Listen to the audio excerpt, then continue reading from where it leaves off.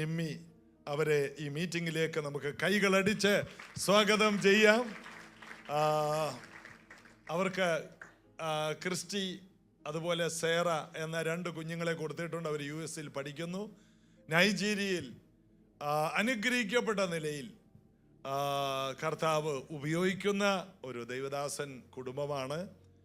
ഞങ്ങളൊക്കെ നൈജീരിയ ചെല്ലുമ്പോൾ ഞങ്ങളെ എല്ലായിടത്തും കൊണ്ടുവന്ന് നടക്കാൻ അദ്ദേഹത്തിൻ്റെ 2 വണ്ടി ഡ്രൈവർമാരെ എല്ലാം തന്ന് പലയിടത്തും ഞങ്ങൾക്ക് എവിടെയെല്ലാം പോകണം അവിടെയെല്ലാം ഈ ദേവദാസൻ്റെ വാഹനങ്ങളും ഡ്രൈവർമാരെയാണ് തരുന്നത്. മാത്രമല്ല ഞങ്ങളെ ലോകത്തിലെ ഏറ്റവും വലിയ സഭ പാസ്റ്റർ ഈനോക്ക് അഡിബോയുടെ ചർച്ച്, അതുപോലെ ഡേവിഡ് ഓയിഡുപ്പോ എന്ന് പറഞ്ഞ വലിയ ദേവദാസനുണ്ട്, പിന്നെ പോൾ അഡി ഫാരിസിൻ, ഇങ്ങനെയുള്ള ദേവദാസന്മാർ. അവരുടെയൊക്കെ വീട് ചർച്ച് എന്നൊക്കെ പറഞ്ഞാൽ സ്റ്റേഡിയങ്ങളാണ്.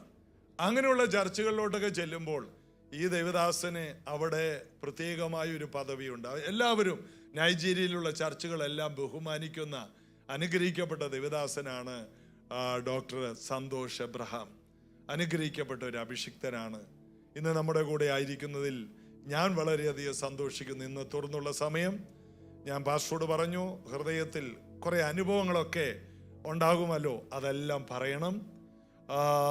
ഞങ്ങളെല്ലാവരും കൊർന്നല്യോസ് പറഞ്ഞ പോലെ ദൈവത്തിൻ്റെ മുമ്പിൽ ഇരിക്കുന്നു. എത്ര പേര് അതിന് ആമേൻ പറയും? നമുക്ക് എല്ലാവർക്കും എഴുന്നേറ്റ് നിന്ന് പ്രിയ ദേവദാസന്റെ കുടുംബത്തെ നമുക്ക് കൈകളടിച്ച് സ്വാഗതം ചെയ്യാം. Pastor please.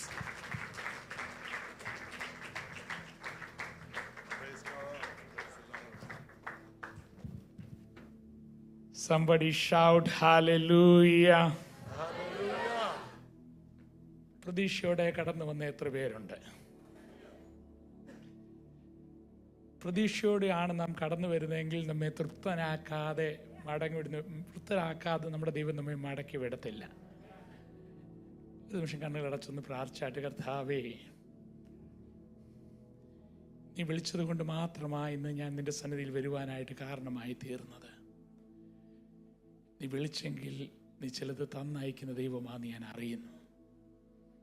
ഇന്നിവിടെ കടന്നു വന്നത് എൻ്റെ വ്യക്തിപരമായ ജീവിതത്തിൽ, എൻ്റെ കുടുംബത്തിൻ്റെ ജീവിതത്തിൽ, എൻ്റെ ഭാവിക്ക് ഒരു അനുഗ്രഹത്തിന് കാരണമാകണമേ എന്ന് പ്രാർത്ഥിച്ചാട്ട് യേശുവിൻ നാമത്തിൽ തന്നെ. എല്ലാവരും ഇരുന്നാട്ടെ. ബഹുമാനപ്പെട്ട ജോഷി പാസ്റ്റർ 2 വർഷങ്ങളായെന്ന് എനിക്ക് തോന്നുന്നു. 2 വർഷങ്ങൾക്ക് മുമ്പാണ് ടിനു ജോർജ് പാസ്റ്റർ ഉണ്ടായിരുന്നു, ഫിനി സ്റ്റീവൻ പാസ്റ്റർ ഉണ്ടായിരുന്നു, രാജേഷ് മാത്യു പാസ്റ്റർ ഉണ്ടായിരുന്നു, ടിജോ തോമസ് പാസ്റ്റർ ഉണ്ടായിരുന്നു. ഇവരെല്ലാവരും കൂടെ കുറച്ച് പേരുടെ ഒക്കെ ഉണ്ട്. ഇവരെല്ലാവരും കൂടെ നൈജീരിയയ്ക്ക് ഒരു വിസിറ്റ് വന്നു. അങ്ങനെയാണ് എനിക്ക് ഈ സ്പ്രൈസ് ജനറേഷൻ എന്നുള്ള ചർച്ചിനെ പരിചയപ്പെടുവാനായിട്ട് സാധിച്ചത്.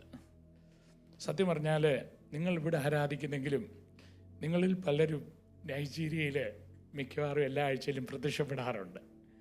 തേജസ് മോള്, ജോയല്, പാസ്റ്റർ മെസ്സേജ് ഒക്കെ ഞങ്ങളുടെ ടെലിവിഷനിലൊക്കെ ഇങ്ങനെ മുഴങ്ങി കേൾക്കും. അന്യഭാഷയിലാണെങ്കിലും അവിടുത്തെ കറുത്ത വർഗ്ഗക്കാരും നിങ്ങളുടെ ആരാധനയൊക്കെ സ്വീകരിക്കാറുണ്ട്. അതോർത്ത് ദൈവത്തിന് മഹത്വം കൊടുത്താട്ട് നിങ്ങളോടൊപ്പം വന്നൊരിക്കൽ ദൈവത്തെ ആരാധിക്കണമെന്നുള്ളത് എൻ്റെ ഒരാഗ്രഹമായിരുന്നു.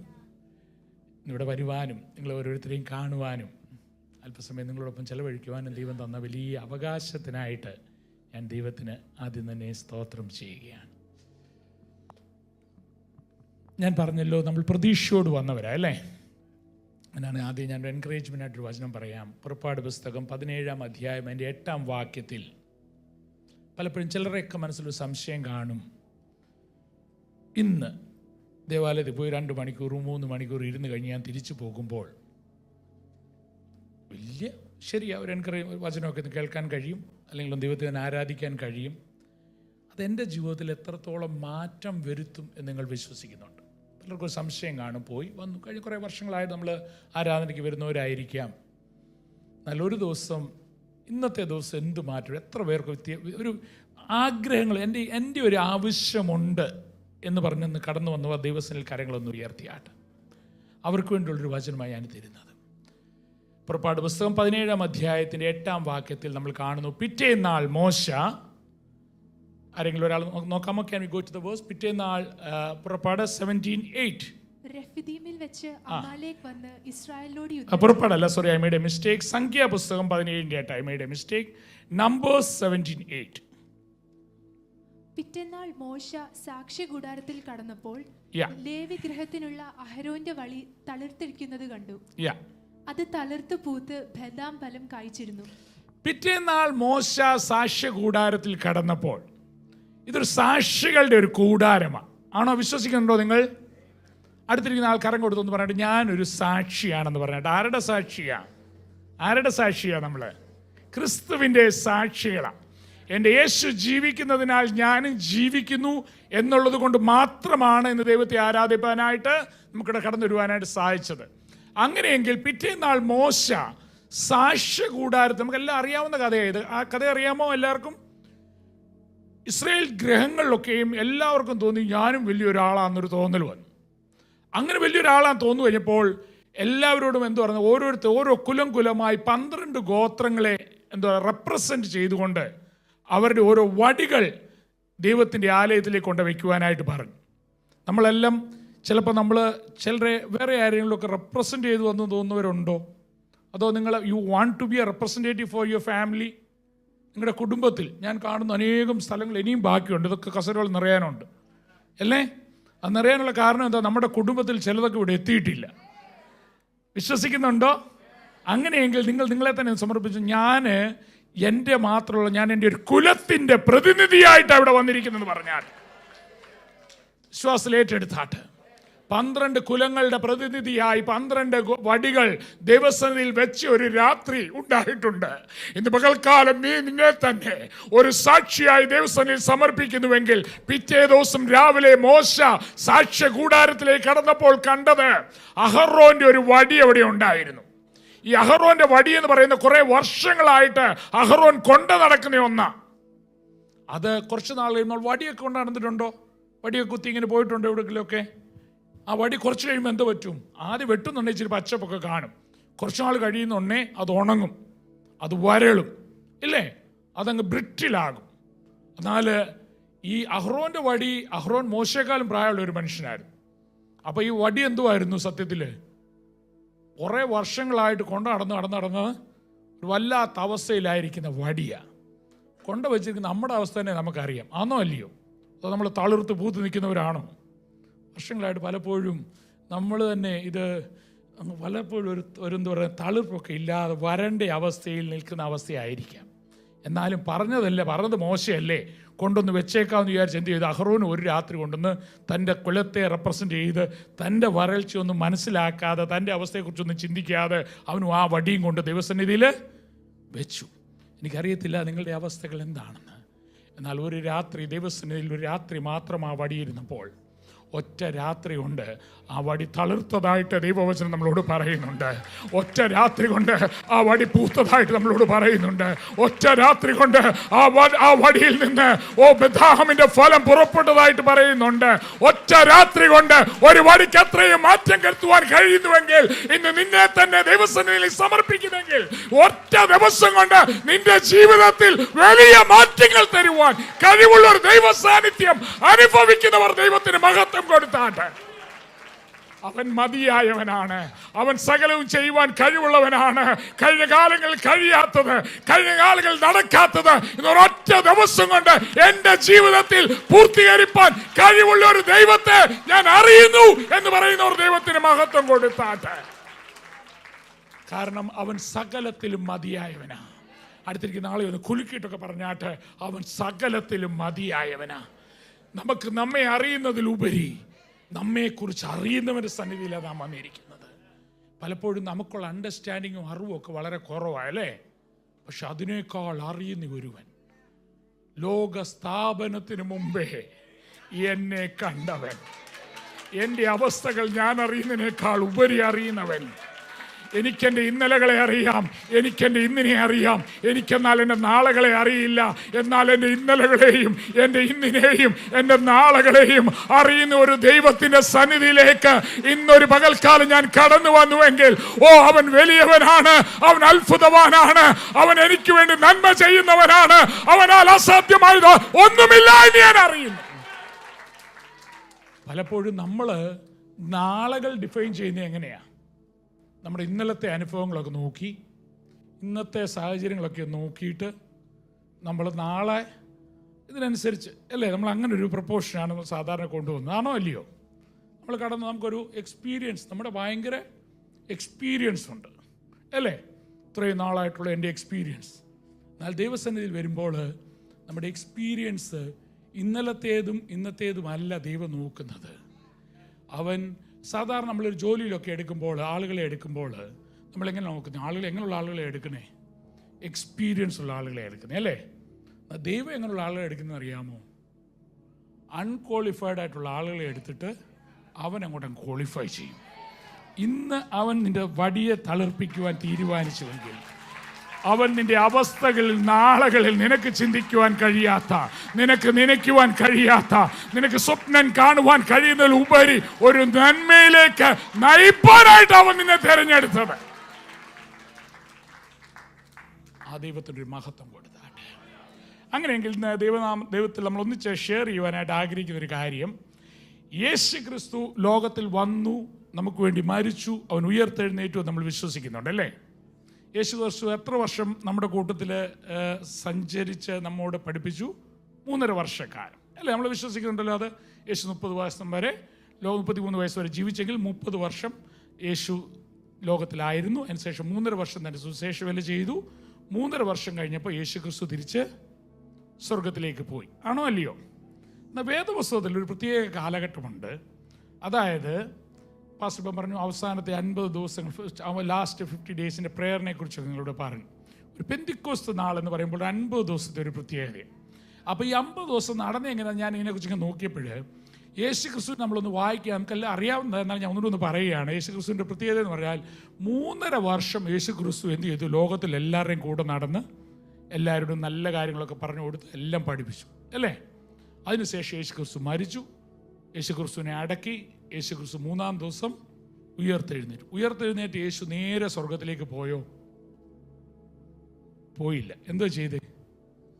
ഒരു 40 ദിവസം കൂടെ വീണ്ടും സഭയുടെ മധ്യത്തിൽ ഉയർത്തെഴുന്നേറ്റ ക്രിസ്തു നടന്നു.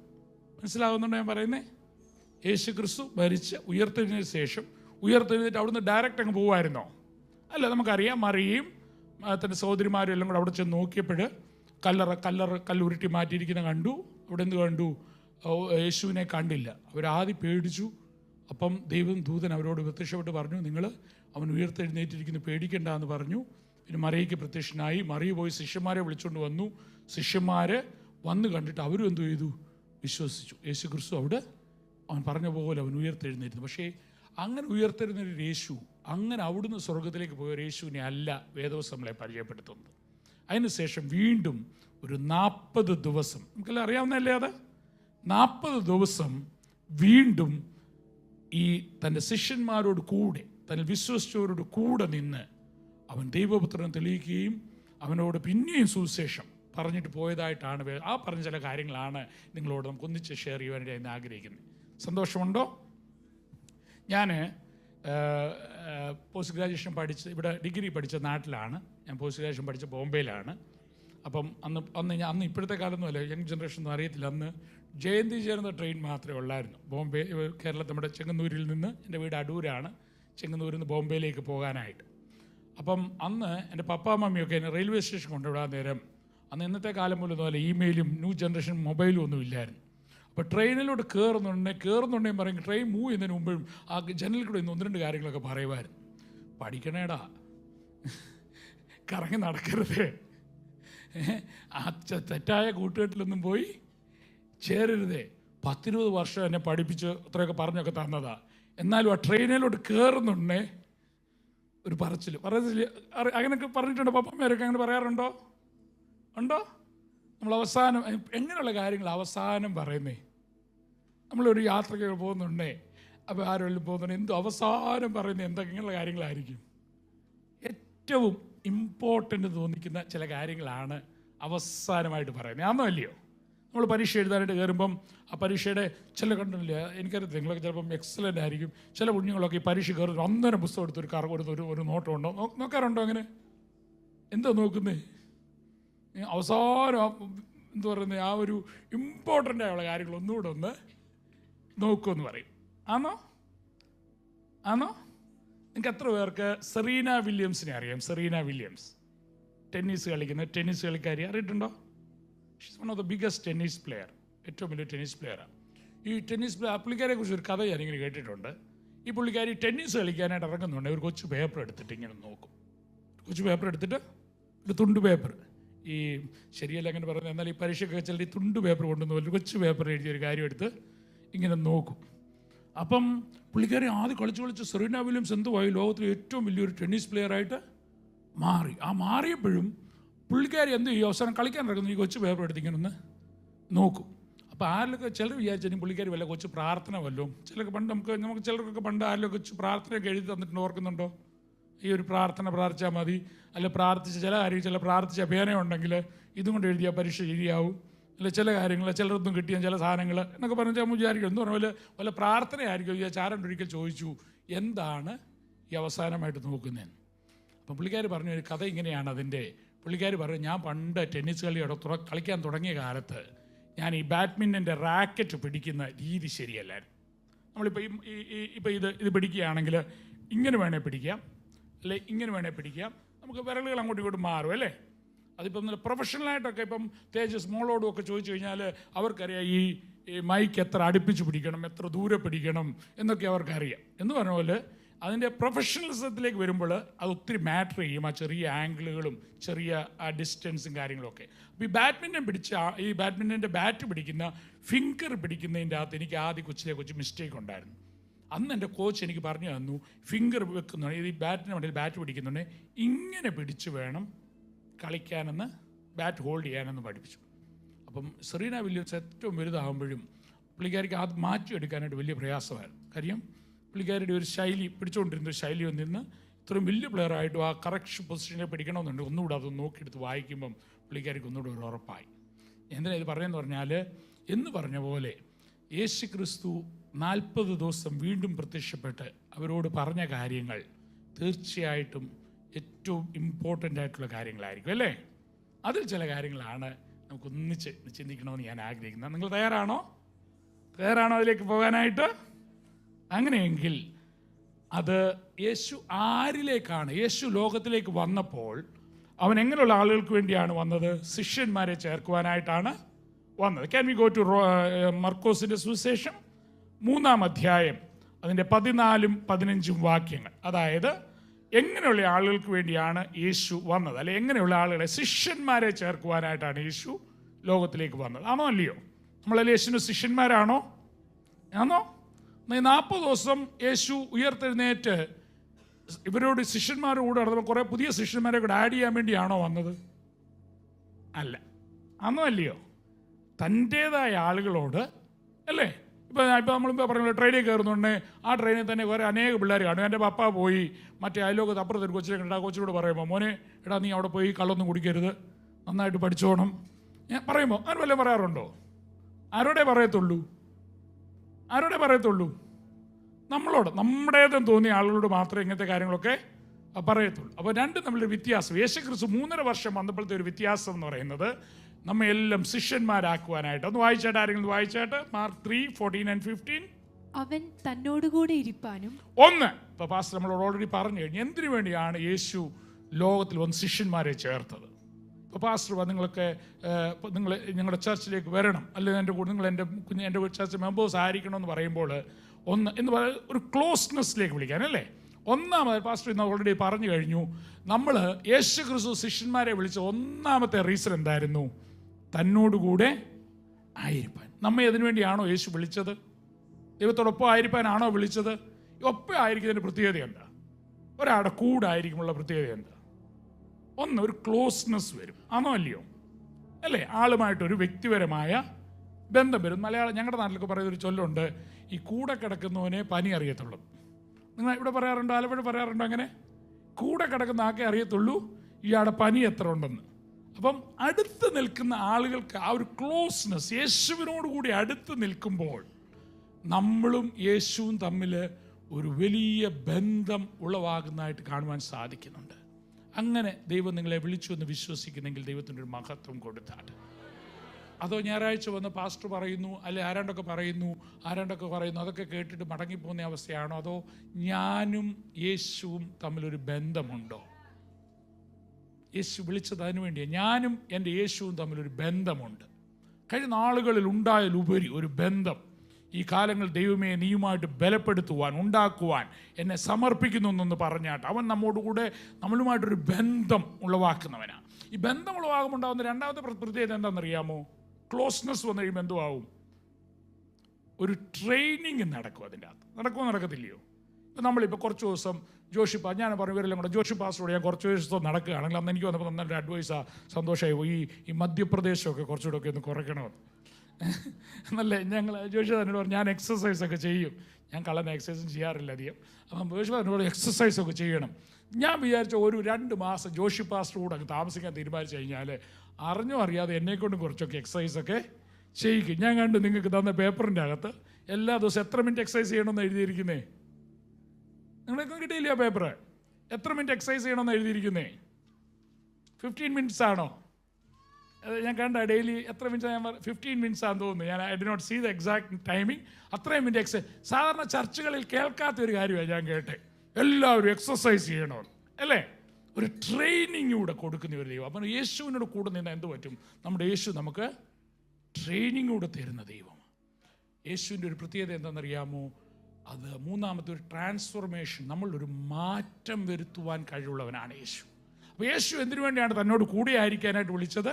1 ക്ലോസ്നെസ്സിന് വേണ്ടി, 2 എന്തിനു വേണ്ടിയാ? നമ്മളെ ഒരു ട്രെയിനിങ് ചെയ്യാൻ വേണ്ടി, 3 നമുക്കൊരു ട്രാൻസ്ഫോർമേഷൻ, നമുക്കൊരു മാറ്റം വരുത്തുവാൻ വേണ്ടി. മനസ്സിലായല്ലോ? യേശു അതിനു വേണ്ടിയാണ് തന്നോട് കൂടെ ആയിരിക്കാനായിട്ട് വിളിച്ചത്. രണ്ടാമത് യേശു ക്രിസ്തു എന്തിനാണ് നമ്മളെല്ലാം വിളിച്ചത്? നമ്മൾ വായിച്ചു കേട്ടല്ലോ, ഇപ്പോൾ പ്രസംഗിക്കാൻ അയക്കേണ്ടതിന് അല്ലേ? നമ്മൾ ഓരോരുത്തരും വിളിച്ചതോ നമ്മൾ ഈ വന്നിരുന്ന സൈഡിൽ വന്നിരിക്കാൻ വേണ്ടിയാണോ? ഞാൻ പാസ്റ്റർ പ്രസംഗിക്കും, ഞാൻ കേൾക്കും.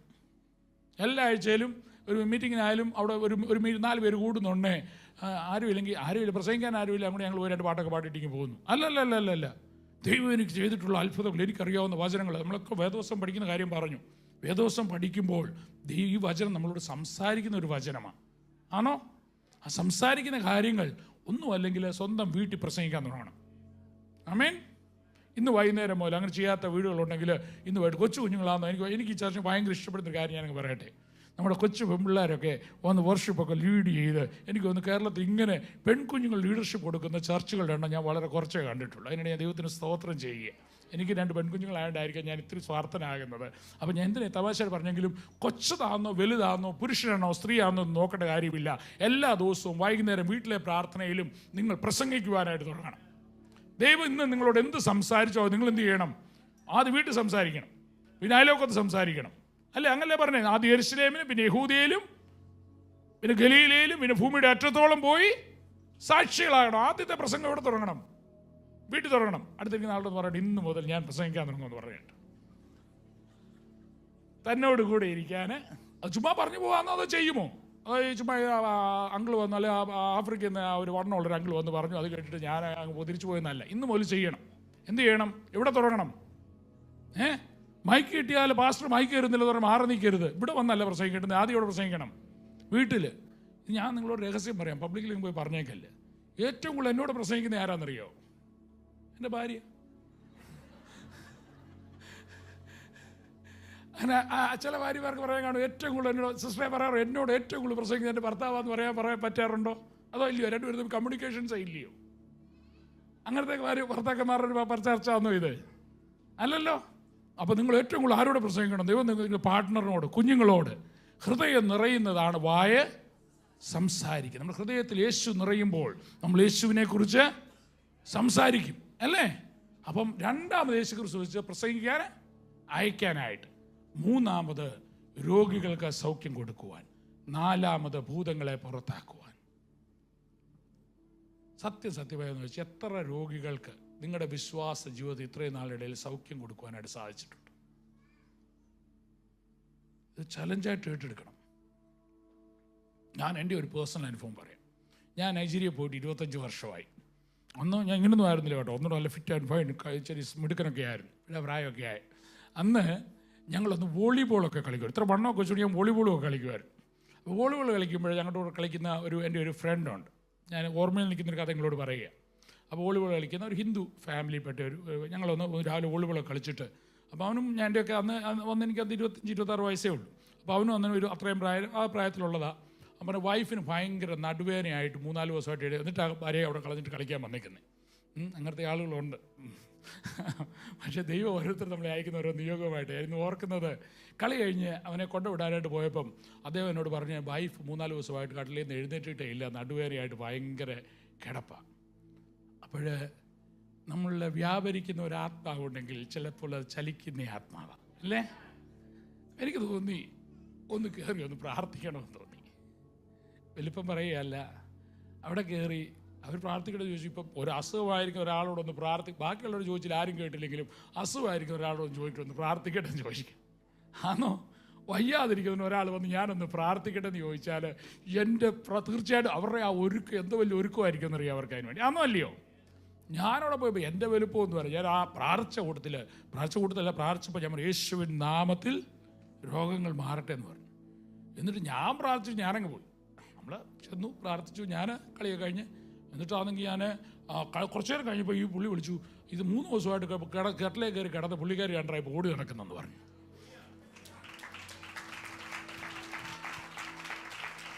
അതിന് വലിയ വലിയ ആളുകളുടെ ഒന്നും ആവശ്യമില്ല. ദൈവം നിന്നെ വിളിച്ചെങ്കിൽ, ദൈവം നിന്നെക്കുറിച്ചൊരു പദ്ധതിയുമായിട്ടാണ് വിളിച്ചിരിക്കുന്നത്. രോഗികൾ നിന്റെ മുമ്പിൽ പ്രത്യക്ഷപ്പെട്ടാൽ യേശുവിൻ നാമത്തിൽ ഞാൻ നിനക്ക് സൗഖ്യം കൽപ്പിക്കുന്നു എന്ന് പറയുവാനുള്ള ഒരധികാരം പ്രാപിക്കുന്നവർ ദൈവത്തിന് മഹത്വം കൊടുത്താട്ടെ. അവനെന്നെ വിളിച്ചെങ്കിൽ, അവനെന്നെ വേർതിരിച്ചെങ്കിൽ, അവന് വേണ്ടി ചിലത് ചെയ്യുവാനായിട്ടാ അവൻ നിന്നെ ഒരു സൗഖ്യദായകനാക്കി മാറ്റുവാൻ.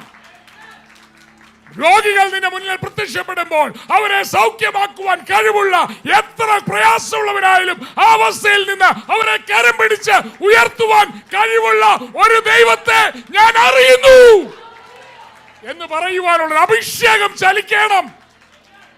ഒരിക്കൽ ഒരു സിംഹം ഇറങ്ങി വന്നു, ഒരിക്കൽ ഒരു കരടി ഇറങ്ങി വന്നു. അപ്പോൾ കാട്ടിൽ ഒന്നും അറിയാതെ നടന്ന ഒരു പയ്യൻ, അവനിൽ വ്യാപരിച്ച ശക്തി എഴുന്നേറ്റു. സ്വന്തം കരത്താൽ അവൻ അതിനെ വലിച്ചു കീറിക്കളഞ്ഞു. തൈലം തലയിൽ വീണിട്ടുണ്ടെങ്കിൽ ചില സമയത്ത് നീ എഴുന്നേൽക്കും.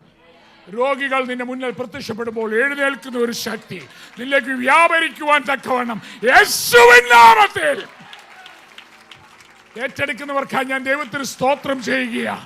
കഴിഞ്ഞ നാളുകളിൽ കഴിയാത്ത ചിലത്, കഴിഞ്ഞ നാളുകളിൽ ചെയ്യാത്ത ചിലത് ചെയ്യുവാനുള്ള ഒരു അഭിഷേകത്തിന്റെ നിറവ് വ്യാപരിക്കുവാൻ തക്കവണ്ണം യേശുവിൻ നാമത്തിൽ പ്രാർത്ഥിക്കുന്നു. യേശു വിളിച്ചതിനു വേണ്ടിയാ തന്നോട് കൂടെ ആയിരിക്കാനും, പ്രസംഗിക്കേണ്ടതിന് അയപ്പാനും, 3 രോഗികളെ സൗഖ്യമാക്കുവാനും, 4 ഭൂതങ്ങളെ പുറത്താക്കുവാൻ. പറ്റുമോ നമ്മളെ കൊണ്ടൊക്കെ? വിളിച്ചത് അവനെങ്കിൽ അവനത് ചെയ്തിരിക്കും. ആണോ അല്ലയോ? ഞാൻ കഴിഞ്ഞ ദിവസം ഒരാൾ പറയുമ്പോൾ എനിക്ക് ചിരി വന്നു പോയി. നമ്മളൊരു വേദോസം ഇവിടെ കിടക്കുക, നമ്മൾ അതിലേ കൂടി ഇങ്ങനെ പോകണമെന്ന് പറഞ്ഞാൽ ആർക്കെങ്കിലും വല്ല പേടിയുണ്ടോ? അതിലേ കൂടി പോകാൻ, ഒരു വേദോസം ഇരിക്കുന്നിടത്ത് പോകാൻ ആർക്കെങ്കിലും പേടിയുണ്ടോ? ഉണ്ടോ ഇല്ലയോ? നമുക്കൊരു പേടിയില്ലല്ലോ. എന്നാൽ അവിടെ എന്തെങ്കിലും ഒരു മന്ത്രച്ചരടുണ്ടെന്ന് പറയുമ്പോൾ നമ്മളെന്തോ ചെയ്യും? ഒരു മന്ത്രച്ചരട് വെച്ചിട്ടുണ്ടെന്ന് പറഞ്ഞാൽ നമ്മളെന്തോ ചെയ്യും? ഉടനെ ഞാൻ അതിലേ കൂടെ പോകുന്നു, ഞാൻ അതിലേ കൂടെ പോകാന്ന് പറയും. ആണോ അല്ലയോ? സത്യത്തിൽ അതല്ലേ നടക്കുന്നേ? ആണോ? എന്നാൽ വചനം ദൈവമായിരുന്നു, വചനം ജഡമായി നമ്മുടെ മധ്യത്തിൽ വന്ന് വസിച്ചത് യേശുവെങ്കിൽ ഇത് യേശുവിൻ്റെ വചനം, നിത്യമായ ഒന്നുള്ളതാണ് വചനം. ആ വചനം നിന്റെ ഉള്ളിൽ വസിക്കുമ്പോൾ ലോകത്തിലെ എത്ര ശക്തി, ആകാശത്തിനൊരു ശക്തിയുണ്ട്, ദേശത്തിനൊരു ശക്തിയുണ്ട്. എന്നാൽ ഞാൻ നിൽക്കുന്നത് ഒരുവന്റെ നാമത്തിലാ. ആ നാമം സകല നാമത്തിലും മേലായ നാമമാ, ഇന്നലകളിലും ഇന്നും നാളെയുമുള്ള നാമമാ, ആൽഫയും ഒമേഗയുമായ നാമം. ആ നാമത്തിൽ ഞാൻ നിൽക്കുമ്പോൾ എൻ്റെ മുമ്പിൽ മറ്റൊരു ശക്തിക്കും സാധ്യതയില്ല. കാരണം ആ ശക്തി ബാക്കിയുള്ള എല്ലാ ശക്തികളെക്കാളും വലിയൊരു ശക്തിയുമായിട്ടാണ് ഞാൻ നടക്കുന്നത്. അവനെന്നെ വിളിച്ച് അവന് ശിഷ്യനായി വേർതിരിച്ചെങ്കിൽ എൻ്റെ മുമ്പിൽ ഭൂത പിശാചുകൾക്ക് സ്ഥാനമില്ല. പ്രാക്ടിക്കൽ ചെയ്യാൻ പറ്റുമോ? അതോ പേടിച്ചു പോകുമോ? ചരട് കാണുമ്പം പോകുന്ന അവസ്ഥ മറക്കരുത്. നമ്മുടെ കയ്യിലുള്ള പുസ്തകം എന്തുവാ? അതൊന്നും അല്ല. ഈ ഞങ്ങളുടെ നാട്ടിൽ പറഞ്ഞ അടുത്തൊരു ഓലപ്പാമ്പിനെ കാണിച്ച് പേടിപ്പിക്കില്ലെന്ന് പറയും. കേട്ടിട്ടുണ്ടോ? ഇവിടെ പറയാറുണ്ടോ? ഓലപ്പാമ്പിനെ കാണിച്ച് പേടിപ്പിക്കരുത്. കാര്യം നമ്മുടെ ഇരിക്കുന്നത് എന്തുവാ? യഹൂദാ ഗോത്രത്തിൻ്റെ സിംഹമായവൻ, സകലത്തിൻ്റെയും അധിപതിയായവൻ, അവനെന്നെ അയച്ചിരിക്കുമ്പോൾ വലിയ പ്രവൃത്തിക്കായിട്ടാണ് ഞാൻ പോകുന്നത്. അങ്ങനെ വേണ്ടി അങ്ങനെ വളരെ ശിഷ്യരാകാൻ പറ്റത്തുള്ളൂ. അല്ലേ പിന്നെ അവിടെ കുറേ പേരുണ്ടായിരുന്നു അല്ലേ? എല്ലാവരും ശിഷ്യരാക്കിയോ? നമ്മൾ യേശുവിന് ശിഷ്യരായോ അല്ലയോ? അങ്ങനെ ശിഷ്യരായെങ്കിൽ ഇന്ന് നമ്മെക്കുറിച്ച് പറയുന്നത് എന്താണെന്നറിയാമോ? ഫസ്റ്റ് പീറ്റർ ചാപ്റ്റർ 2:9, 1 പത്രോസ് 2:9 അധ്യായത്തിൽ പറയുന്നുണ്ട്, നമ്മൾ എങ്ങനെയുള്ളവരാന്നാ പറയുന്നേ? നിങ്ങളോ അന്ധകാരത്തിൽ നിന്ന് തന്റെ അത്ഭുത പ്രകാശത്തിലേക്ക് നിങ്ങളെ വിളിച്ചവന്റെ സൽഗുണങ്ങളെ ഘോഷിപ്പാൻ തക്കവണ്ണം തിരഞ്ഞെടുക്കപ്പെട്ട ഒരു ജാതിയും രാജകീയ പുരോഹിത വർഗവും വിശുദ്ധ വംശവും സ്വന്തം ജനവുമാകുന്നു. നമ്മൾ ആരാണ് എന്നുള്ള നമ്മൾ വായിച്ചു കേട്ടല്ലോ. അത് വിശ്വസിക്കാൻ പറ്റുമോ? പാസ്റ്റർ പറഞ്ഞു കാണാതെ പഠിക്കണം എന്ന് പറഞ്ഞാൽ ഒരു വാക്ക് ഞാൻ നിങ്ങൾക്ക് ഇതിന് അതിൻ്റെ കൂട്ടത്തിൽ ആഡ് ചെയ്യോ? ഈ വാക്ക് എല്ലാവരും കാണാൻ പഠിക്കണം. എല്ലാവർക്കും അറിയാവുന്ന, എന്നാലും നമുക്ക് പറയണം. ഒന്നും അല്ലെങ്കിൽ ഇന്ന് പോയി വീട്ടിൽ എന്ത് പറഞ്ഞേ ആ ഭർത്താക്കന്മാർ കല്യാണം കഴിച്ചവരാന്നേ ഭാര്യമാരെ വിളിച്ചിട്ട് വേണ്ടി ഞാൻ ആരാന്ന് നിനക്കറിയാമോ ചോദിക്കണം.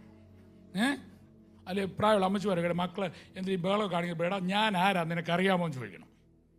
ഞാൻ ആരാന്ന് പറയണം? ഞാനൊരു തിരഞ്ഞെടുക്കപ്പെട്ട ഒരു ആര് തിരഞ്ഞെടുത്ത എന്നെ? ആരാ തിരഞ്ഞെടുത്തേ? യേശു. ഞാനൊരു വലിയ വംശമാണെന്ന് പറഞ്ഞാടല്ല. ഞാനിങ്ങനെ അയ്യോ ഞാൻ ഈ വീട്ടിൽ ഇങ്ങനെ കുനിയും പിടിച്ചിരിക്കുന്ന കൊച്ചൊരാളൊന്നുമില്ല. ഞാൻ വലിയൊരു വംശത്തിൻ്റെ റെപ്രസെൻറ്റേറ്റീവാണ്. ആണോ അല്ലയോ? എന്നിട്ട് ഞാനൊരു രാജകീയ പുരോഹിത വർഗം. I M the king, I M the priest. ഞാനൊരു പുരോഹിതനാണ്, ഞാനൊരു രാജാവാണ്. ഇതൊക്കെയാണ് പ്രസംഗിക്കേണ്ട വീട്ടിൽ. ആണോ അല്ലയോ? അല്ലോ നീ നന്നാവത്തില്ലെന്നാണ് പ്രസംഗിക്കേണ്ടത്. നമ്മൾ വീടുകളിൽ പ്രസംഗിക്കേണ്ട ഇതാ, അവിടെ തുടങ്ങണം. ഞാൻ ആരാണെന്ന് ആദ്യം തന്നെ ഡിക്ലെയർ ചെയ്യണം. സമയത്തിനൊക്കെ അതുകൊണ്ട് പെട്ടെന്ന് മുമ്പോട്ട് പോട്ടെ. യേശു മടങ്ങി വന്ന് ആദ്യം ഞാൻ പറഞ്ഞു, ഇവിടെ നമ്മൾ തുടങ്ങിയ വിഷയം വിട്ടു പോയല്ലോ. നമ്മൾ പല കാര്യങ്ങൾ പറഞ്ഞു, വിഷയം വിട്ടു പോകരുത്. യേശു 40 ദിവസം വീണ്ടും ദൈവത്തിൽ വിശ്വസിച്ചവരോട്, ദൈവത്തിൻ്റെ ശിഷ്യന്മാരോട് കൂടെ വന്ന് അവസാനം സ്വർഗത്തിലേക്ക് പോകുന്നതിന് മുമ്പ് പറഞ്ഞ ചില കാര്യങ്ങളാണ് നമ്മളിന്ന് ഡിസ്കസ് ചെയ്യാനായിട്ട് പോകുന്നത്. ഒന്നാമത്തെ കാര്യം യോഹന്നാന്റെ സുവിശേഷം 20-ാം അധ്യായത്തിൻ്റെ 19-ാം വാക്യത്തിൽ നമുക്ക് വായിക്കുവാനായിട്ട് സാധിക്കും. യോഹന്നാന്റെ സുവിശേഷം 20-ാം അധ്യായം എൻ്റെ 19-ാം വാക്യം. ആഴ്ചവട്ടത്തിന്റെ 1-ാം നാളായ ആ ദിവസം നേരം വൈകിയപ്പോൾ ശിഷ്യന്മാർ ഇരുന്ന സ്ഥലത്ത് യഹൂദന്മാരെ പേടിച്ച് വാതിലടച്ചിരിക്കെ യേശു വന്ന് നടുവിൽ നിന്നുകൊണ്ട് നിങ്ങൾക്ക് സമാധാനം എന്ന് അവരോട് പറഞ്ഞു. ഒന്നാമത് യേശു ആ 10 ദിവസത്തിനിടെ വന്ന് പറഞ്ഞത് നിങ്ങൾക്ക് സമാധാനം എന്നാണ്. യഹൂദന്മാരെ പേടിച്ച് കഥകടച്ച്, പേടിയൊക്കെ വരാറുണ്ടോ? നമുക്കാരും പേടിയൊന്നും ഇല്ലാത്ത ആളുകളാണോ? പലപ്പോഴും ജീവിതത്തിൻ്റെ ചില യാഥാർത്ഥ്യങ്ങൾ നമ്മെ തുറിച്ചു നോക്കുമ്പോൾ ശത്രുവായവൻ നമ്മുടെ ഉള്ളിലേക്കൊരു പേടിയൊക്കെ കൊണ്ട് തരാറുണ്ടല്ലേ? എനിക്കറിയത്തില്ല, നിങ്ങളുടെ ഇന്നിരിക്കുമ്പോൾ ചിലതൊക്കെ നിങ്ങളെ പേടിപ്പെടുത്തുന്നുണ്ട്. പേടി വരത്തില്ലെന്ന് ഞാൻ പറയുന്നില്ല. പേടി ഫെയ്ത്തിൻ്റെ ഓപ്പോസിറ്റാണ് ഫിയർ. പലപ്പോഴും വിശ്വാസത്തിൽ നായകനും പൂർത്തിയുമായ യേശുവിനെ നോക്കണമെന്നൊക്കെ പറഞ്ഞാലും പലപ്പോഴും ഒക്കെ ചിലപ്പോൾ പേടിയൊക്കെ നമുക്ക് വരാറുണ്ട്. അങ്ങനെ ഇരിക്കുന്നൊരു ജനമാണെങ്കിൽ, നിങ്ങൾ വേർതിരിച്ചവരാ ശിഷ്യന്മാരാ പ്രതികൂലങ്ങളുമായിട്ടൊക്കെ നിൽക്കുമ്പോൾ ഏതെങ്കിലും ജീവിതത്തിൽ ഒരു പേടിയുടെ അവസ്ഥ വരുന്നെങ്കിൽ യേശു ക്രിസ്തു മടങ്ങി വന്ന് ആദ്യമായിട്ട് പറഞ്ഞ കാര്യം എന്തുവാ? ഞാൻ പറഞ്ഞല്ലോ, പഠിക്കാൻ പോയത് പപ്പ എന്നും പറയുന്നൊരു കാര്യമുണ്ട്, പണ്ട് പഠിക്കണേ എന്ന് പറയും. അപ്പോൾ ആദ്യമായിട്ട് യേശു ക്രിസ്തു വന്ന് ഈ ജനത്തോട് പറഞ്ഞ ആദ്യത്തെ കാര്യം എന്തുവാ? സമാധാനം എന്ന് പറഞ്ഞാട്ട് യേശുവിൻ നാമത്തിൽ സകല ബുദ്ധിയെയും കവിയുന്ന ദൈവത്തിൻ്റെ സമാധാനം എന്നിലേക്ക് വ്യാപരിച്ചാട്ട് അടുത്തിരിക്കുന്ന ആ കൈ കൊടുത്തെന്ന് പറഞ്ഞ ആളിനെ ഒന്ന് അനുഗ്രഹിച്ച് പറഞ്ഞാട്ട് ആ സമാധാനം എന്ത് വിഷമത്തിലാണ് ഇരിക്കുന്നതെന്ന് എനിക്കറിയത്തില്ല. ഒന്ന് പ്രാർത്ഥിച്ചാട്ട് ആളിനെ ഒന്ന് അനുഗ്രഹിച്ച് പ്രാർത്ഥിച്ചാട്ട് അടുത്തിരിക്കുന്ന ആളെ ഒന്ന് ടച്ച് ചെയ്തിട്ട് ഒന്ന് പ്രാർത്ഥിച്ചാട്ട് നിൻ്റെ അവസ്ഥ എന്തെന്ന് എനിക്കറിയത്തില്ല, എന്നാൽ അറിയുന്ന ഒരുവൻ്റെ നാമത്തിലാണ് ഞാൻ എന്നെ തൊടുന്നതെന്ന് പറഞ്ഞാട്ട് ആ നാമത്തിൽ ഒരു സമാധാനമുണ്ട്. എത്ര പ്രയാസമായാലും എത്ര പ്രതികൂലമായാലും ഇന്നത്തെ അവസ്ഥകൾ കണ്ടുകൊണ്ട് നീ പേടിക്കേണ്ട കാര്യം. നാളുകളെ അറിയുന്ന ഒരുവൻ്റെ നാമത്തിൽ ഞാൻ പറയുക, നിന്റെ ജീവിതത്തിലേക്കൊരു സമാധാനത്തിൻ്റെ ആക്കി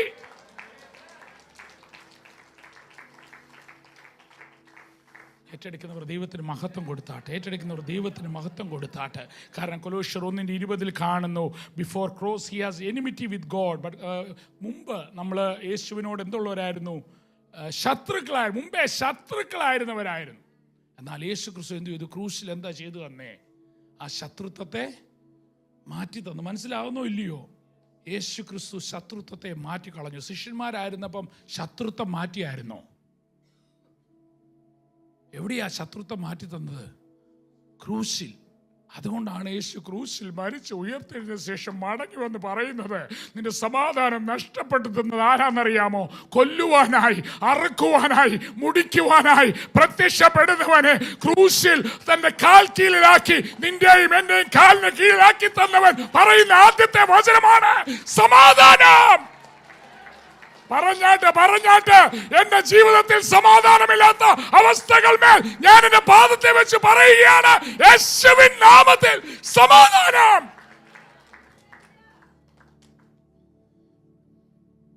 ഉയർത്തെഴുന്നേറ്റ് യേശുവിന് അത് ചെയ്യുവാൻ കഴിയുമെന്ന് വിശ്വസിക്കുന്നവർ ദൈവത്തിനൊരു മഹത്വം കൊടുത്താട്ടെ. ഉയർത്തെഴുന്നേറ്റ് ക്രിസ്തുവിന് മാത്രമേ ആ സമാധാനം തരുവാനായിട്ട് കഴിയത്തുള്ളൂ. കാരണം എവിടെയാണ് അവനെ തോൽപ്പിച്ചത്? അസമാധാനം കൊണ്ടിരുന്ന, എൻ്റെ ജീവിതത്തിൽ പ്രയാസം തരുന്ന, എൻ്റെ സമാധാനത്തെ എടുത്തു കളയുന്നവൻ അതാരാണ്? അവൻ എന്നെ കൊണ്ടിരുന്നവനെ എവിടെയാണ് അവൻ തോൽപ്പിച്ചത്? കുരിശിൽ. അവൻ കുരിശിൽ ശത്രുവിനെ തോൽപ്പിച്ചതിനാൽ എനിക്ക് സമാധാനം എൻ്റെ അവകാശമാ. ഒന്ന് ഏറ്റെടുത്ത് പറഞ്ഞാട്ടെ, ഈ സമാധാനം എൻ്റെ അവകാശമാണ്. ആമേൻ. രണ്ടാം ലോകമഹായുദ്ധകാലത്ത് ഒരാളെ കുറിച്ച് പറഞ്ഞു ഞാൻ കേട്ടു. ഒരു സോൾജറെ കുറിച്ച്, ഒരു ഭടനെ കുറിച്ച് ഞാൻ പറഞ്ഞു കേട്ടു. അദ്ദേഹത്തിൻ്റെ പേര് ഹിരു ഒനാൻഡോ എന്നാ. ഹിരു ഒനാൻഡോ. എന്താ അദ്ദേഹത്തിൻ്റെ പേര്? ഹിരു ഒനാൻഡോ. എന്നായിരുന്നു രണ്ടാം ലോകമഹായുദ്ധം നടന്നത്? ഹിസ്റ്ററിയും കൂടെ പഠിക്കണം ഇച്ചിരി അല്ലേ. 1939 മുതൽ 1945 രണ്ടാം ലോകമഹായുദ്ധം അവസാനിച്ചത്. അറിയാമല്ലോ. പക്ഷേ ഈ സോൾജറിൻ്റെ പ്രത്യേകത എന്തോന്നറിയാമോ? ഇദ്ദേഹം ഒരു ഇമ്പീരിയൽ ആർമിയുടെ ഒരു ഇൻ്റലിജൻസ് ഓഫീസറായിരുന്നു. ജപ്പാൻകാരനാണ് ഇദ്ദേഹം. അവിടുത്തെ ആർമിയുടെ ഒരു ഇൻ്റലിജൻസ് ഓഫീസറായിരുന്നു.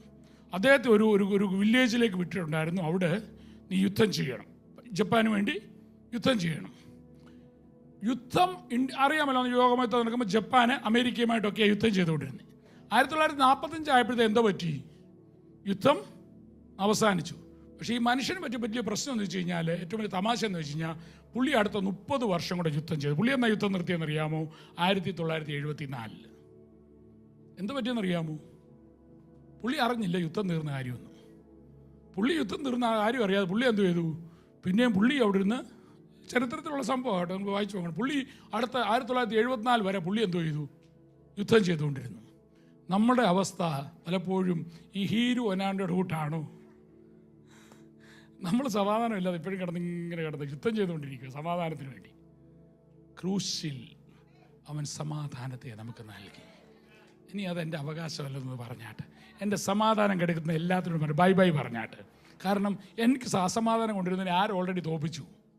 ഞാനായിട്ട് തോൽപ്പിക്കാൻ പോകേണ്ട കാര്യമില്ല. എൻ്റെ സമാധാനം കെടുത്തതിനെ ആര് തോൽപ്പിച്ചു? ഓൾറെഡി ക്രിസ്തു തോൽപ്പിച്ചു. അതുകൊണ്ട് സമാധാനം എൻ്റെ അവകാശമാണ്. അടുത്തൊരു നാക്കെന്ന് പറഞ്ഞാൽ സമാധാനം പൂർണ്ണമായിട്ട് നിൻ്റെ അവകാശം. Let me go to the next thing. അങ്ങനെയെങ്കിൽ സമാധാനം തരുന്ന ഏറ്റവും വലിയ പ്രത്യേകത എന്താണെന്നറിയാമോ? Peace gives confidence. പലപ്പോഴും നമുക്ക് ഓരോ കാര്യങ്ങൾ ചെയ്യണമെങ്കിൽ ഒരു കോൺഫിഡൻസ് വേണം അല്ലേ? സമാധാനമില്ലെങ്കിൽ നമുക്ക് കോൺഫിഡൻസ് ഉണ്ടാകത്തില്ല. ആണോ അല്ലയോ? സമാധാനം ഇല്ലെങ്കിൽ നമുക്ക് എപ്പോഴും അങ്ങ് ഒരു കോൺഫിഡൻസ്, എന്തിനും ചെയ്യണമെന്നുണ്ടെങ്കിൽ ഒരു കോൺഫിഡൻസ് ഗീവത്തില്ല. സമാധാനം ആത്മീയ ധൈര്യം നമുക്ക് തരുന്നു. ആമേൻ. രണ്ടാമത്തെ യേശു ക്രിസ്തു മടങ്ങിപ്പോയതിനു മുമ്പ് 10 കാര്യങ്ങളോളം പറഞ്ഞിട്ട് പറയുന്നുണ്ട്. സമയം അത്രയും പോകത്തില്ല. അതിന് 2-3 കാര്യങ്ങളൊക്കെ നമുക്ക് ഷെയർ ചെയ്യാം. രണ്ടാമത് യേശു ക്രിസ്തു പറഞ്ഞുണ്ട്, അതിൻ്റെ 20-21 പറയുന്നുണ്ട്, എൻ്റെ പിതാവ് എന്നെ അയച്ചതുപോലെ ഞാൻ നിങ്ങളെ അയക്കുന്നു. എങ്ങനെയാണ് നമ്മളെ, അതായത് യേശുവിൻ്റെ ശിഷ്യന്മാർ യേശു ക്രിസ്തു അയക്കുന്നതായിട്ട് നമുക്കറിയാം അല്ലേ? അവരെ ബലപ്പെടുത്തി പറയുമ്പോൾ എങ്ങനെ അയച്ചത്? പിതാവ് എന്നെ അയച്ചതുപോലെ ഞാൻ നിങ്ങളെ അയക്കും. നമുക്കറിയാം ദരിദ്രന്മാരുടെ ലൂക്കോസ് 4:18-19 ദരിദ്രരോട് സുവിശേഷം അറിയിപ്പാനും എന്നെ അഭിഷേകം ചെയ്തിരിക്കുക, അവൻ്റെ ആത്മാവിൻ്റെ മേൽ ഉണ്ട്. എന്തിനു വേണ്ടിയൊക്കെ അയച്ചു? ബദ്ധന്മാർക്ക് വിടുതൽ, കുരുടർക്ക് കാഴ്ച, പീഡിതന്മാർക്ക് വിടുതൽ എന്നൊക്കെ പ്രസംഗിക്കാനും കർത്താവിൻ്റെ പ്രസാദ വർഷം പ്രസംഗിക്കുവാനുമായിട്ടുമാണ് ദൈവം നമ്മളെ അയച്ചിരിക്കുന്നത്. യേശുവിനെ അയച്ചതുപോലെ ആണോ അല്ലയോ? യേശുവിനെ കുറിച്ചൊക്കെ എപ്പോഴും ചോദിച്ചു പറഞ്ഞു, എൻ്റെ പിതാവ് പറഞ്ഞിട്ടല്ലാതെ ഞാനൊന്നും നിങ്ങൾക്ക് തരുന്നില്ല എന്ന് നമുക്ക് ദിവസത്തിൽ വായിക്കാനായിട്ട് സാധിക്കുന്നുണ്ട്. അപ്പോൾ പിതാവ് നമ്മളെ എങ്ങനെ യേശുവിനെ എങ്ങനെ വിളിച്ചയച്ചോ അതുപോലെ അയച്ചിരിക്കുവാനായിട്ടാണ് യേശു ക്രിസ്തു രണ്ടാമത് ചെയ്തത്. എൻ്റെ പിതാവ് എന്നെ അയച്ചതുപോലെ ഞാനും നിങ്ങളെ അയക്കുന്നു. അപ്പോൾ നമ്മൾ എവിടെ ചെന്നാലും നമ്മുടെ വലുപ്പത്തിൽ നിൽക്കാനായിട്ട് ഇടയാകരുത്. നമ്മളെപ്പോഴും പലപ്പോഴും ചൊല്ലുന്നുണ്ടെങ്കിൽ നമ്മുടെ വലുപ്പം കാണിക്കാനായിട്ടൊക്കെ ശ്രമിക്കും. പക്ഷെ ആരുടെ പേരിലായിരിക്കണം നമ്മൾ പോകുന്നിടത്തൊക്കെയും പോകേണ്ടത്? യേശുവിൻ്റെ പേരിൽ. അങ്ങനെയെങ്കിൽ peace gives you confidence and mission gives you direction. നമുക്കൊരു ദർശനം തരും. ആരുടെ നാമത്തിൽ പോയാൽ, നമ്മുടെ നാമത്തിൽ പോയാൽ കുറച്ച് കഴിയുന്നു പിന്നെ നീ അങ്ങോട്ടാന്ന് വഴി അറിയാത്ത അവസ്ഥയൊക്കെ വരും. ആണോ അല്ലയോ? ദർശനം ഉണ്ടാകണമെങ്കിൽ യേശുവിൻ നാമത്തിൽ പോകണം. മൂന്നാമതായിട്ട് യേശു അവർക്ക് കൊടുത്തത്, അവരോട് പറഞ്ഞത്, യോഹന്നാന്റെ സുവിശേഷം 20:22 കാണുന്നുണ്ട്, റിസീവ് ഹോളി സ്പിരിറ്റ്, പരിശുദ്ധാത്മാവിനെ പ്രാപിക്കുക. പരിശുദ്ധാത്മാവ് യേശു പറഞ്ഞു, നമുക്കെല്ലാം അറിയാവുന്ന കാര്യം. യേശു എന്തോ പറഞ്ഞേ? ഞാൻ പോകുന്നത് നല്ലത്, ഞാൻ നിങ്ങളുടെ കൂടെ ഇരിക്കാനായിട്ടൊരു കാര്യസ്ഥനെ നിങ്ങളുടെ അടുത്തേക്ക് അയക്കും. ആണോ അല്ലയോ? ആ കാര്യസ്ഥൻ നിങ്ങളുടെ അടുക്ക് വരുമ്പോൾ ആ കാര്യസ്ഥൻ നിങ്ങൾക്ക് പാപത്തെക്കുറിച്ചും നീതിയെക്കുറിച്ചും ന്യായത്തെക്കുറിച്ചും, റോമർ 16:8-11 വാക്യങ്ങൾ, പാപത്തെക്കുറിച്ചും നീതിയെക്കുറിച്ചും ന്യായവിധിയെക്കുറിച്ചും നിങ്ങൾക്ക് ബോധം വരുത്തുന്നൊരു ആത്മാവാണ്. ഈ പരിശുദ്ധാത്മാവിന് വേണ്ടി നാം, പരിശുദ്ധാത്മാവിൻ്റെ ബലമില്ലെങ്കിൽ നമുക്ക് അടുത്ത തലങ്ങളിലേക്ക് കടക്കാനായിട്ട് എളുപ്പമല്ല. 10 കന്യകമാരെ നമുക്കെല്ലാം അറിയാവുന്ന കഥയല്ലേ? 10 കന്യകമാരെന്ത് പറ്റി? എത്ര പേര് ഉറങ്ങിപ്പോയായിരുന്നു? 5 പേരാന്ന് ഉറങ്ങിപ്പോയേ. 10 പേരും ഉറങ്ങിപ്പോയി. 10 കന്യകമാരിൽ 10 പേരും ഉറങ്ങിപ്പോയി. നമ്മളെല്ലാം വിചാരിച്ചുകൊണ്ടിരിക്കുക എങ്ങനെ നമ്മളെല്ലാം ഇറങ്ങി തിരിച്ചവരാ, കാത്തിരിക്കുന്നവരാ, മണവാളിന് വേണ്ടി കാത്തിരിക്കുന്നവരാണോ അല്ലയോ? പക്ഷെ പലപ്പോഴും നമ്മുടെ അവസ്ഥ എന്തുവാ? വേദോസം പറയുന്നത് 10 പേരും, 5 പേരും ഉറങ്ങിയെന്നല്ല പറയുന്നത്, 10 പേരും ഉറങ്ങിപ്പോയെന്നാണ് വേദോസം പഠിപ്പിക്കുന്നത്. അത് കഴിഞ്ഞപ്പോൾ മണവാളം വന്നപ്പോൾ എല്ലാവരും എഴുന്നേറ്റോ? 5 പേരെ എഴുന്നേറ്റുള്ളൂ. എല്ലാവരും എഴുന്നേറ്റു. നമുക്കെല്ലാം എല്ലാവരും നിത്യമായത് 5 കാര്യങ്ങളുണ്ട്. ഒന്ന്, ദൈവം നിത്യമാണ്. ദൈവം, God is eternal. Word is eternal. വചനം നിത്യമാണ്. പറഞ്ഞോ, ഒന്ന് പഠിച്ചോ എന്തൊക്കെ നിത്യമായിട്ടുള്ളത്. നിത്യം എന്ന് പറഞ്ഞാൽ എന്തുവാ? ആദ്യവും അന്ത്യമില്ലാത്ത 5 കാര്യങ്ങളുണ്ട്. ഒന്ന്, ദൈവം, ആദ്യവുമില്ല അന്തവുമില്ല. ദൈവവചനത്തിന് ആദ്യമില്ല അന്ത്യവുമില്ല. ദൈവവചനം എന്നേക്കും നിലനിൽക്കുന്നതാണ്. 3, സ്വർഗം നിത്യമാണ്. 4, നരകം നിത്യമാണ്. സ്വർഗം നിത്യമാണെന്ന് പറഞ്ഞ പോലെ നരകവും നിത്യമാണ്. 5, മനുഷ്യനും നിത്യമാണ്. ലോക സ്ഥാപനത്തിന് മുമ്പ് എന്നെ കണ്ടവൻ, ഞാൻ പറയും, ഞാൻ 1973 ജനിച്ചാന്നൊക്കെ പറയാം. ഞാൻ 1973 ഒന്നും ജനിച്ചത്. ലോക സ്ഥാപനത്തിന് മുമ്പ് എന്നെ കണ്ട ഒരുവനുണ്ട്. നിത്യതയോളം യുഗായുഗമായി എൻ്റെ പിതാവിനോടൊപ്പം വാഴുവാനായി തിരഞ്ഞെടുക്കപ്പെട്ടവനായ ഞാൻ. 5 കാര്യങ്ങൾ നിത്യമായിട്ടുള്ളതുകൊണ്ട്. അപ്പം ഈ പരിശുദ്ധാത്മാ നമ്മുടെ ഉള്ളിൽ വരുമ്പോൾ ഈ നിത്യതയിലേക്ക് നമുക്ക് പോകുവാനുള്ള, ഞാൻ പറഞ്ഞ ആ പരിശുദ്ധാത്മ നമ്മൾ പ്രാപിക്കേണ്ടവരാണ്. ഈ പരിശുദ്ധാത്മ നമ്മൾ പ്രാപിച്ചില്ലെങ്കിൽ, ഈ കന്യമാരുടെ കഥ പറയുമ്പോഴാണ് ഇങ്ങോട്ട് വന്നത്. കന്യമാരുടെ കഥ എന്ത് പറ്റി? 10 പേരും ഉറങ്ങിപ്പോയി. എനിക്കറിയത്തില്ല നമ്മൾ എത്ര ഉണർന്ന്. ചിലരിങ്ങനെ ഉറക്കം നടിച്ചു കിടക്കുന്നവരുണ്ട്, ചിലരിങ്ങനെ കണ്ണടച്ചിങ്ങനെ ഇരിക്കും. അതിന് പള്ളിക്കകത്ത് ഇരുന്ന് ഞാൻ പറയാറുണ്ട്, പള്ളിക്കകത്ത് ഞാൻ ചിലപ്പോൾ നല്ല പ്രസംഗിക്കുന്ന ആളുകൾ വന്നില്ല, ഞാനിരുന്ന് ഉറങ്ങും പള്ളിക്കകത്ത്. കാര്യം എന്താ? ഉറങ്ങുന്നതിന് കുഴപ്പം എൻ്റെ ആണോ? പ്രസംഗിക്കുന്ന ആളുടെ പ്രശ്നമാണ്. പുള്ളിവന്മാരെ ഇങ്ങനെ വലിച്ചിട്ട് കൊണ്ട് പോയി കഴിഞ്ഞാൽ മനുഷ്യൻ ഉറക്കം വരത്തില്ല, ഇല്ലയോ? ആണോ അല്ലയോ? ആ പ്രസംഗിക്കുന്ന ആളുടെ കുഴപ്പമാണോ കേൾക്കുന്ന ആളുടെ കുഴപ്പമാണോ ഉറങ്ങിപ്പോകുന്നത്? പ്രസംഗിക്കുന്ന ആളുടെ കുഴപ്പമാണെന്നാണ് ഞാൻ പറയുന്നത്. പലപ്പോഴും ഇപ്പം നമ്മൾ കന്യകമാരായിട്ട് കാത്തിരിക്കുമ്പോൾ നമ്മളെല്ലാം 10 പേര് ഉറങ്ങിപ്പോയിട്ടാണ് വ്യവസായം പഠിപ്പിച്ചേക്കുന്നത്. ഉറക്കത്തിന് കുഴപ്പമൊന്നുമില്ല, അറ്റ്ലീസ്റ്റ് അവിടെയെങ്കിലും ഉറങ്ങാൻ പറ്റുന്നെങ്കിൽ വലിയൊരു കാര്യമാണ്. അപ്പോൾ 10 കന്യകമാരിൽ എല്ലാവരും ഉറങ്ങിപ്പോയി. എല്ലാവരും എഴുന്നേറ്റപ്പം നമുക്കെല്ലാം അറിയാവുന്ന കഥയാണ്. എണ്ണ ചിലർക്ക് എന്തോ പറ്റി? 5 പേർ എണ്ണ തീർന്നു പോയെന്നായിരുന്നോ ദിവസം പഠിപ്പിക്കുന്നത്? എല്ലാവർക്കും എണ്ണ ഉണ്ടായിരുന്നോ ഇല്ലയോ? എല്ലാവർക്കും എണ്ണ ഉണ്ടായിരുന്നോ ഇല്ലയോ? എഴുന്നേറ്റപ്പം പഠിക്കണം. എല്ലാവർക്കും എണ്ണ ഉണ്ടായിരുന്നോ ഇല്ലയോ? എല്ലാവർക്കും എണ്ണ ഉണ്ടായിരുന്നു. പഠിക്കണം, എന്ന് പോയി വായിച്ചു നോക്കണത്. അറിയാമല്ലോ, 10 കന്യകമാരെയാണ് വായിച്ചത്. എല്ലാവരുടെയും എണ്ണ ഉണ്ടായിരുന്നു. പക്ഷേ ചിലരുടെ എണ്ണയുടെ അളവ് എന്തുമായിരുന്നു? കുറവ്. നമുക്ക് ടെസ്റ്റ് ചെയ്യാൻ ഒരു പരിപാടി. എങ്ങനെ എണ്ണ കത്തിക്കുന്നുണ്ടേ? എണ്ണ ഇല്ലാത്തതാണ് ആദ്യം ഒന്ന് കത്തും, പിന്നെ ഒന്ന് കരിന്തിരി കത്തി കെട്ടുപോകും. ആണോ അല്ലയോ? യേശു ക്രിസ്തുവിനെ കർത്താവ് എന്ന സ്വന്തം നാവ് കൊണ്ട് ഏറ്റു പറയണമെങ്കിൽ നിന്നിൽ പരിശുദ്ധാത്മ ഉണ്ടാകണം. ടെസ്റ്റിംഗ് നടത്തിക്കാട്ട്, പെട്ടെന്ന് ടെസ്റ്റിംഗ് നടത്തിയാട്ട് അടുത്ത ആളിനോടൊന്ന് പറഞ്ഞാട്ട്, യേശു ക്രിസ്തുവിനെ കർത്താവ് എന്ന് ഞാൻ ഹൃദയം കൊണ്ട് വിശ്വസിക്കുന്നു, ഞാൻ ഇന്നിപ്പോൾ അത് വായി കൊണ്ട് ഏറ്റു പറയുക എന്ന് പറഞ്ഞാട്ട് പറഞ്ഞ് അടുത്തേക്ക് ആളിനോടൊന്ന് പറ. അടുത്തിരിക്കുന്ന ആൾ കൈ കൊടുത്ത് പറഞ്ഞിട്ട്, യേശു ക്രിസ്തുവിനെ കർത്താവ് എന്ന് ഞാൻ വിശ്വസിക്കുന്നു, ഞാനിപ്പോൾ അത് വായി കൊണ്ട് ഇത് പറയണമെന്നുണ്ടെങ്കിൽ നിൻ്റെ ഉള്ളിൽ എന്തുണ്ടായിരിക്കണം? ആണോ അല്ലയോ? പക്ഷെ അങ്ങനെയുള്ള 10 കന്യകമാരെയും യേശു മണവാളനെ അകത്തൂട്ടിക്കൊണ്ട് പോയോ? ഇല്ല. എന്തുവാ പറ്റിപ്പോയി? കുറവ് എന്തുവാ വന്നു പോയേ? ആത്മാവിൻ്റെ, പരിശുദ്ധാത്മാവിൻ്റെ എണ്ണയുടെ കുറവ് വന്നുകൊണ്ട് അവർ കത്തിയ വിളക്ക് എന്തോ പറ്റി? കേട്ടുപോയി. അവർ ഓടി, അന്നേരം അങ്ങോട്ട് ഓടി ഇങ്ങോട്ട് ഓടി, എവിടുന്നേലൊക്കെ പോയി കളക്ട് ചെയ്യാമെന്ന് വിചാരിച്ചൊക്കെ ഓടി. നമുക്ക് ചിലപ്പോൾ ഓടി, പ്രശ്നം വരുമ്പോൾ ഓടി അങ്ങോട്ട് ഓടും. പാസ്റ്റർ എടുത്തു, പാസ്റ്റർ ഇന്ന പ്രശ്നം, സമാധാനം പോയി കിടക്കുക, എൻ്റെ ഈ പ്രശ്നം ഒന്ന് പ്രാർത്ഥിച്ച് എണ്ണ കളക്ട് ചെയ്യാൻ ഓടുക. അന്നേരം ആ എണ്ണ കത്തിക്കൊണ്ട് നിൽക്കണമെങ്കിൽ അത് സ്റ്റോർ ചെയ്യുവാനായിട്ട് കഴിയണം. ദൈവം ഫ്രീ ആയിട്ട് തരാമെന്ന് പറഞ്ഞൊരു ഗിഫ്റ്റാണ് ഈ പരിശുദ്ധാത്മാവ്.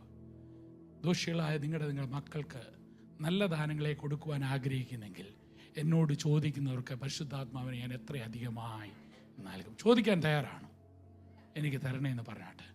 യേശു ക്രിസ്തു മടങ്ങി പോകുന്നതിന് മുമ്പ് ഓർപ്പിച്ച വലിയൊരു കാര്യമാണ് പരിശുദ്ധാത്മാവിൻ്റെ ആ ഒരു നിറവ് നമ്മളിലേക്ക് തരണമേ എന്നുള്ളത്. ഏറ്റെടുക്കുമോ? ട്രെയിനിൽ പോകുന്നുണ്ടെങ്കിൽ അവസാനം പറയുന്ന കാര്യങ്ങളാണ്. യേശു ക്രിസ്തു സ്വർഗത്തിലേക്ക് പോകുന്നതിന് മുമ്പ് അവസാനം ശിഷ്യന്മാരോട് പറഞ്ഞു കൊടുത്ത കാര്യങ്ങൾ, അതൊക്കെ നമ്മൾ ശ്രദ്ധിക്കണം അല്ലേ? വളരെ ഇമ്പോർട്ടൻ്റ് ആയ ഒരു കാര്യങ്ങൾ, അല്ലെങ്കിൽ എല്ലാ കാര്യമൊന്നും അല്ല പറയാം, പല കാര്യങ്ങളും അതിൻ്റെ അത് പരിശുദ്ധാത്മാവിനെ എടുക്കണമെന്നുള്ള വളരെ ഇമ്പോർട്ടൻ്റ് ആയ കാര്യമാണ്. അതിൻ്റെ 20-27 നമുക്ക് ഇഷ്ടമുള്ള തോമസ് ലീഹായോട് പറയുന്നൊരു കഥയുണ്ട്. നമ്മൾ തോമസ് ലീഹയുടെ ശിഷ്യന്മാരാണെന്നാണ് പറയുന്നത് കേരളത്തിലെ ക്രിസ്ത്യാനികൾ. തോമസ് ലീഹയോട് പറയുന്നത്, do not be unbelieving but believing. നിങ്ങൾ അവിശ്വാസിയാകാതെ വിശ്വാസിയായിരിക്കുക. പലപ്പോഴും നമുക്ക് ഈ പള്ളിയിലൊക്കെ വരുന്നതിനെ വിശ്വസിക്കാൻ ഭയങ്കര എളുപ്പമാണ്, അല്ലയോ? നാളെ ഒരു കാര്യം നടക്കുമെന്ന് പറഞ്ഞാൽ വിശ്വസിക്കാൻ ചിലപ്പോൾ അത്ര എളുപ്പമുള്ള കാര്യമൊന്നും അല്ലേ? പലപ്പോഴും നമ്മളൊരു കാര്യം നാളെ ഞാൻ പറയും, ഇപ്പം നമ്മുടെ ഇന്നത്തെ അവസ്ഥ മുമ്പ് ഞാൻ പറഞ്ഞാൽ, നമ്മൾ ഇന്നത്തെ അവസ്ഥ നോക്കിയിട്ട് നമുക്ക് ചിന്തിക്കാവുന്നതിലും നനയ്ക്കുന്നതിലും അത്യന്തപരമായി നമ്മെ വളർത്തുവാൻ കഴിവുള്ളൊരു ദൈവമുണ്ടെന്ന് പറഞ്ഞാൽ വിശ്വസിക്കാൻ എത്ര പേര് തയ്യാറാണ്? ഞാൻ എൻ്റെ ഒരു ടെസ്റ്റിമണി പറയാം. ഞാൻ ബോംബെയിലെ പഠിത്തമൊക്കെ കഴിഞ്ഞ് ആദ്യത്തെ എൻ്റെ ശമ്പളം 1800 രൂപയാണ്. അല്ലെ, മുമ്പിലത്തെ കാര്യം പഠിച്ചുകൊണ്ടിരുന്ന സമയത്ത് പപ്പ എനിക്ക് 2000 രൂപ അയച്ചു തരും. 2000 രൂപ അയച്ചു തരുമ്പോൾ 1000 രൂപ പെങ്ങൾക്ക് കൊടുക്കണം. അല്ല, അപ്പോൾ 2000 രൂപ അല്ല 1000 രൂപ അയച്ചു തരും. എൻ്റെ അത് പെങ്ങളുടെ വീട്ടിൽ താമസിക്കുന്ന പെങ്ങളുടെ ചാപ്പാടിന് വേണ്ടി 1000 രൂപ 500 രൂപ പെങ്ങൾക്ക് കൊടുക്കും. ബാക്കി എത്ര ഉണ്ട്? 500 രൂപ. എൻ്റെ അത് ട്രെയിൻ ടിക്കറ്റും ബസ് ചാർജും കൂടെ 400 രൂപയാകും. അപ്പോൾ 500 പോയപ്പോൾ പിന്നെ എത്ര ബാക്കി?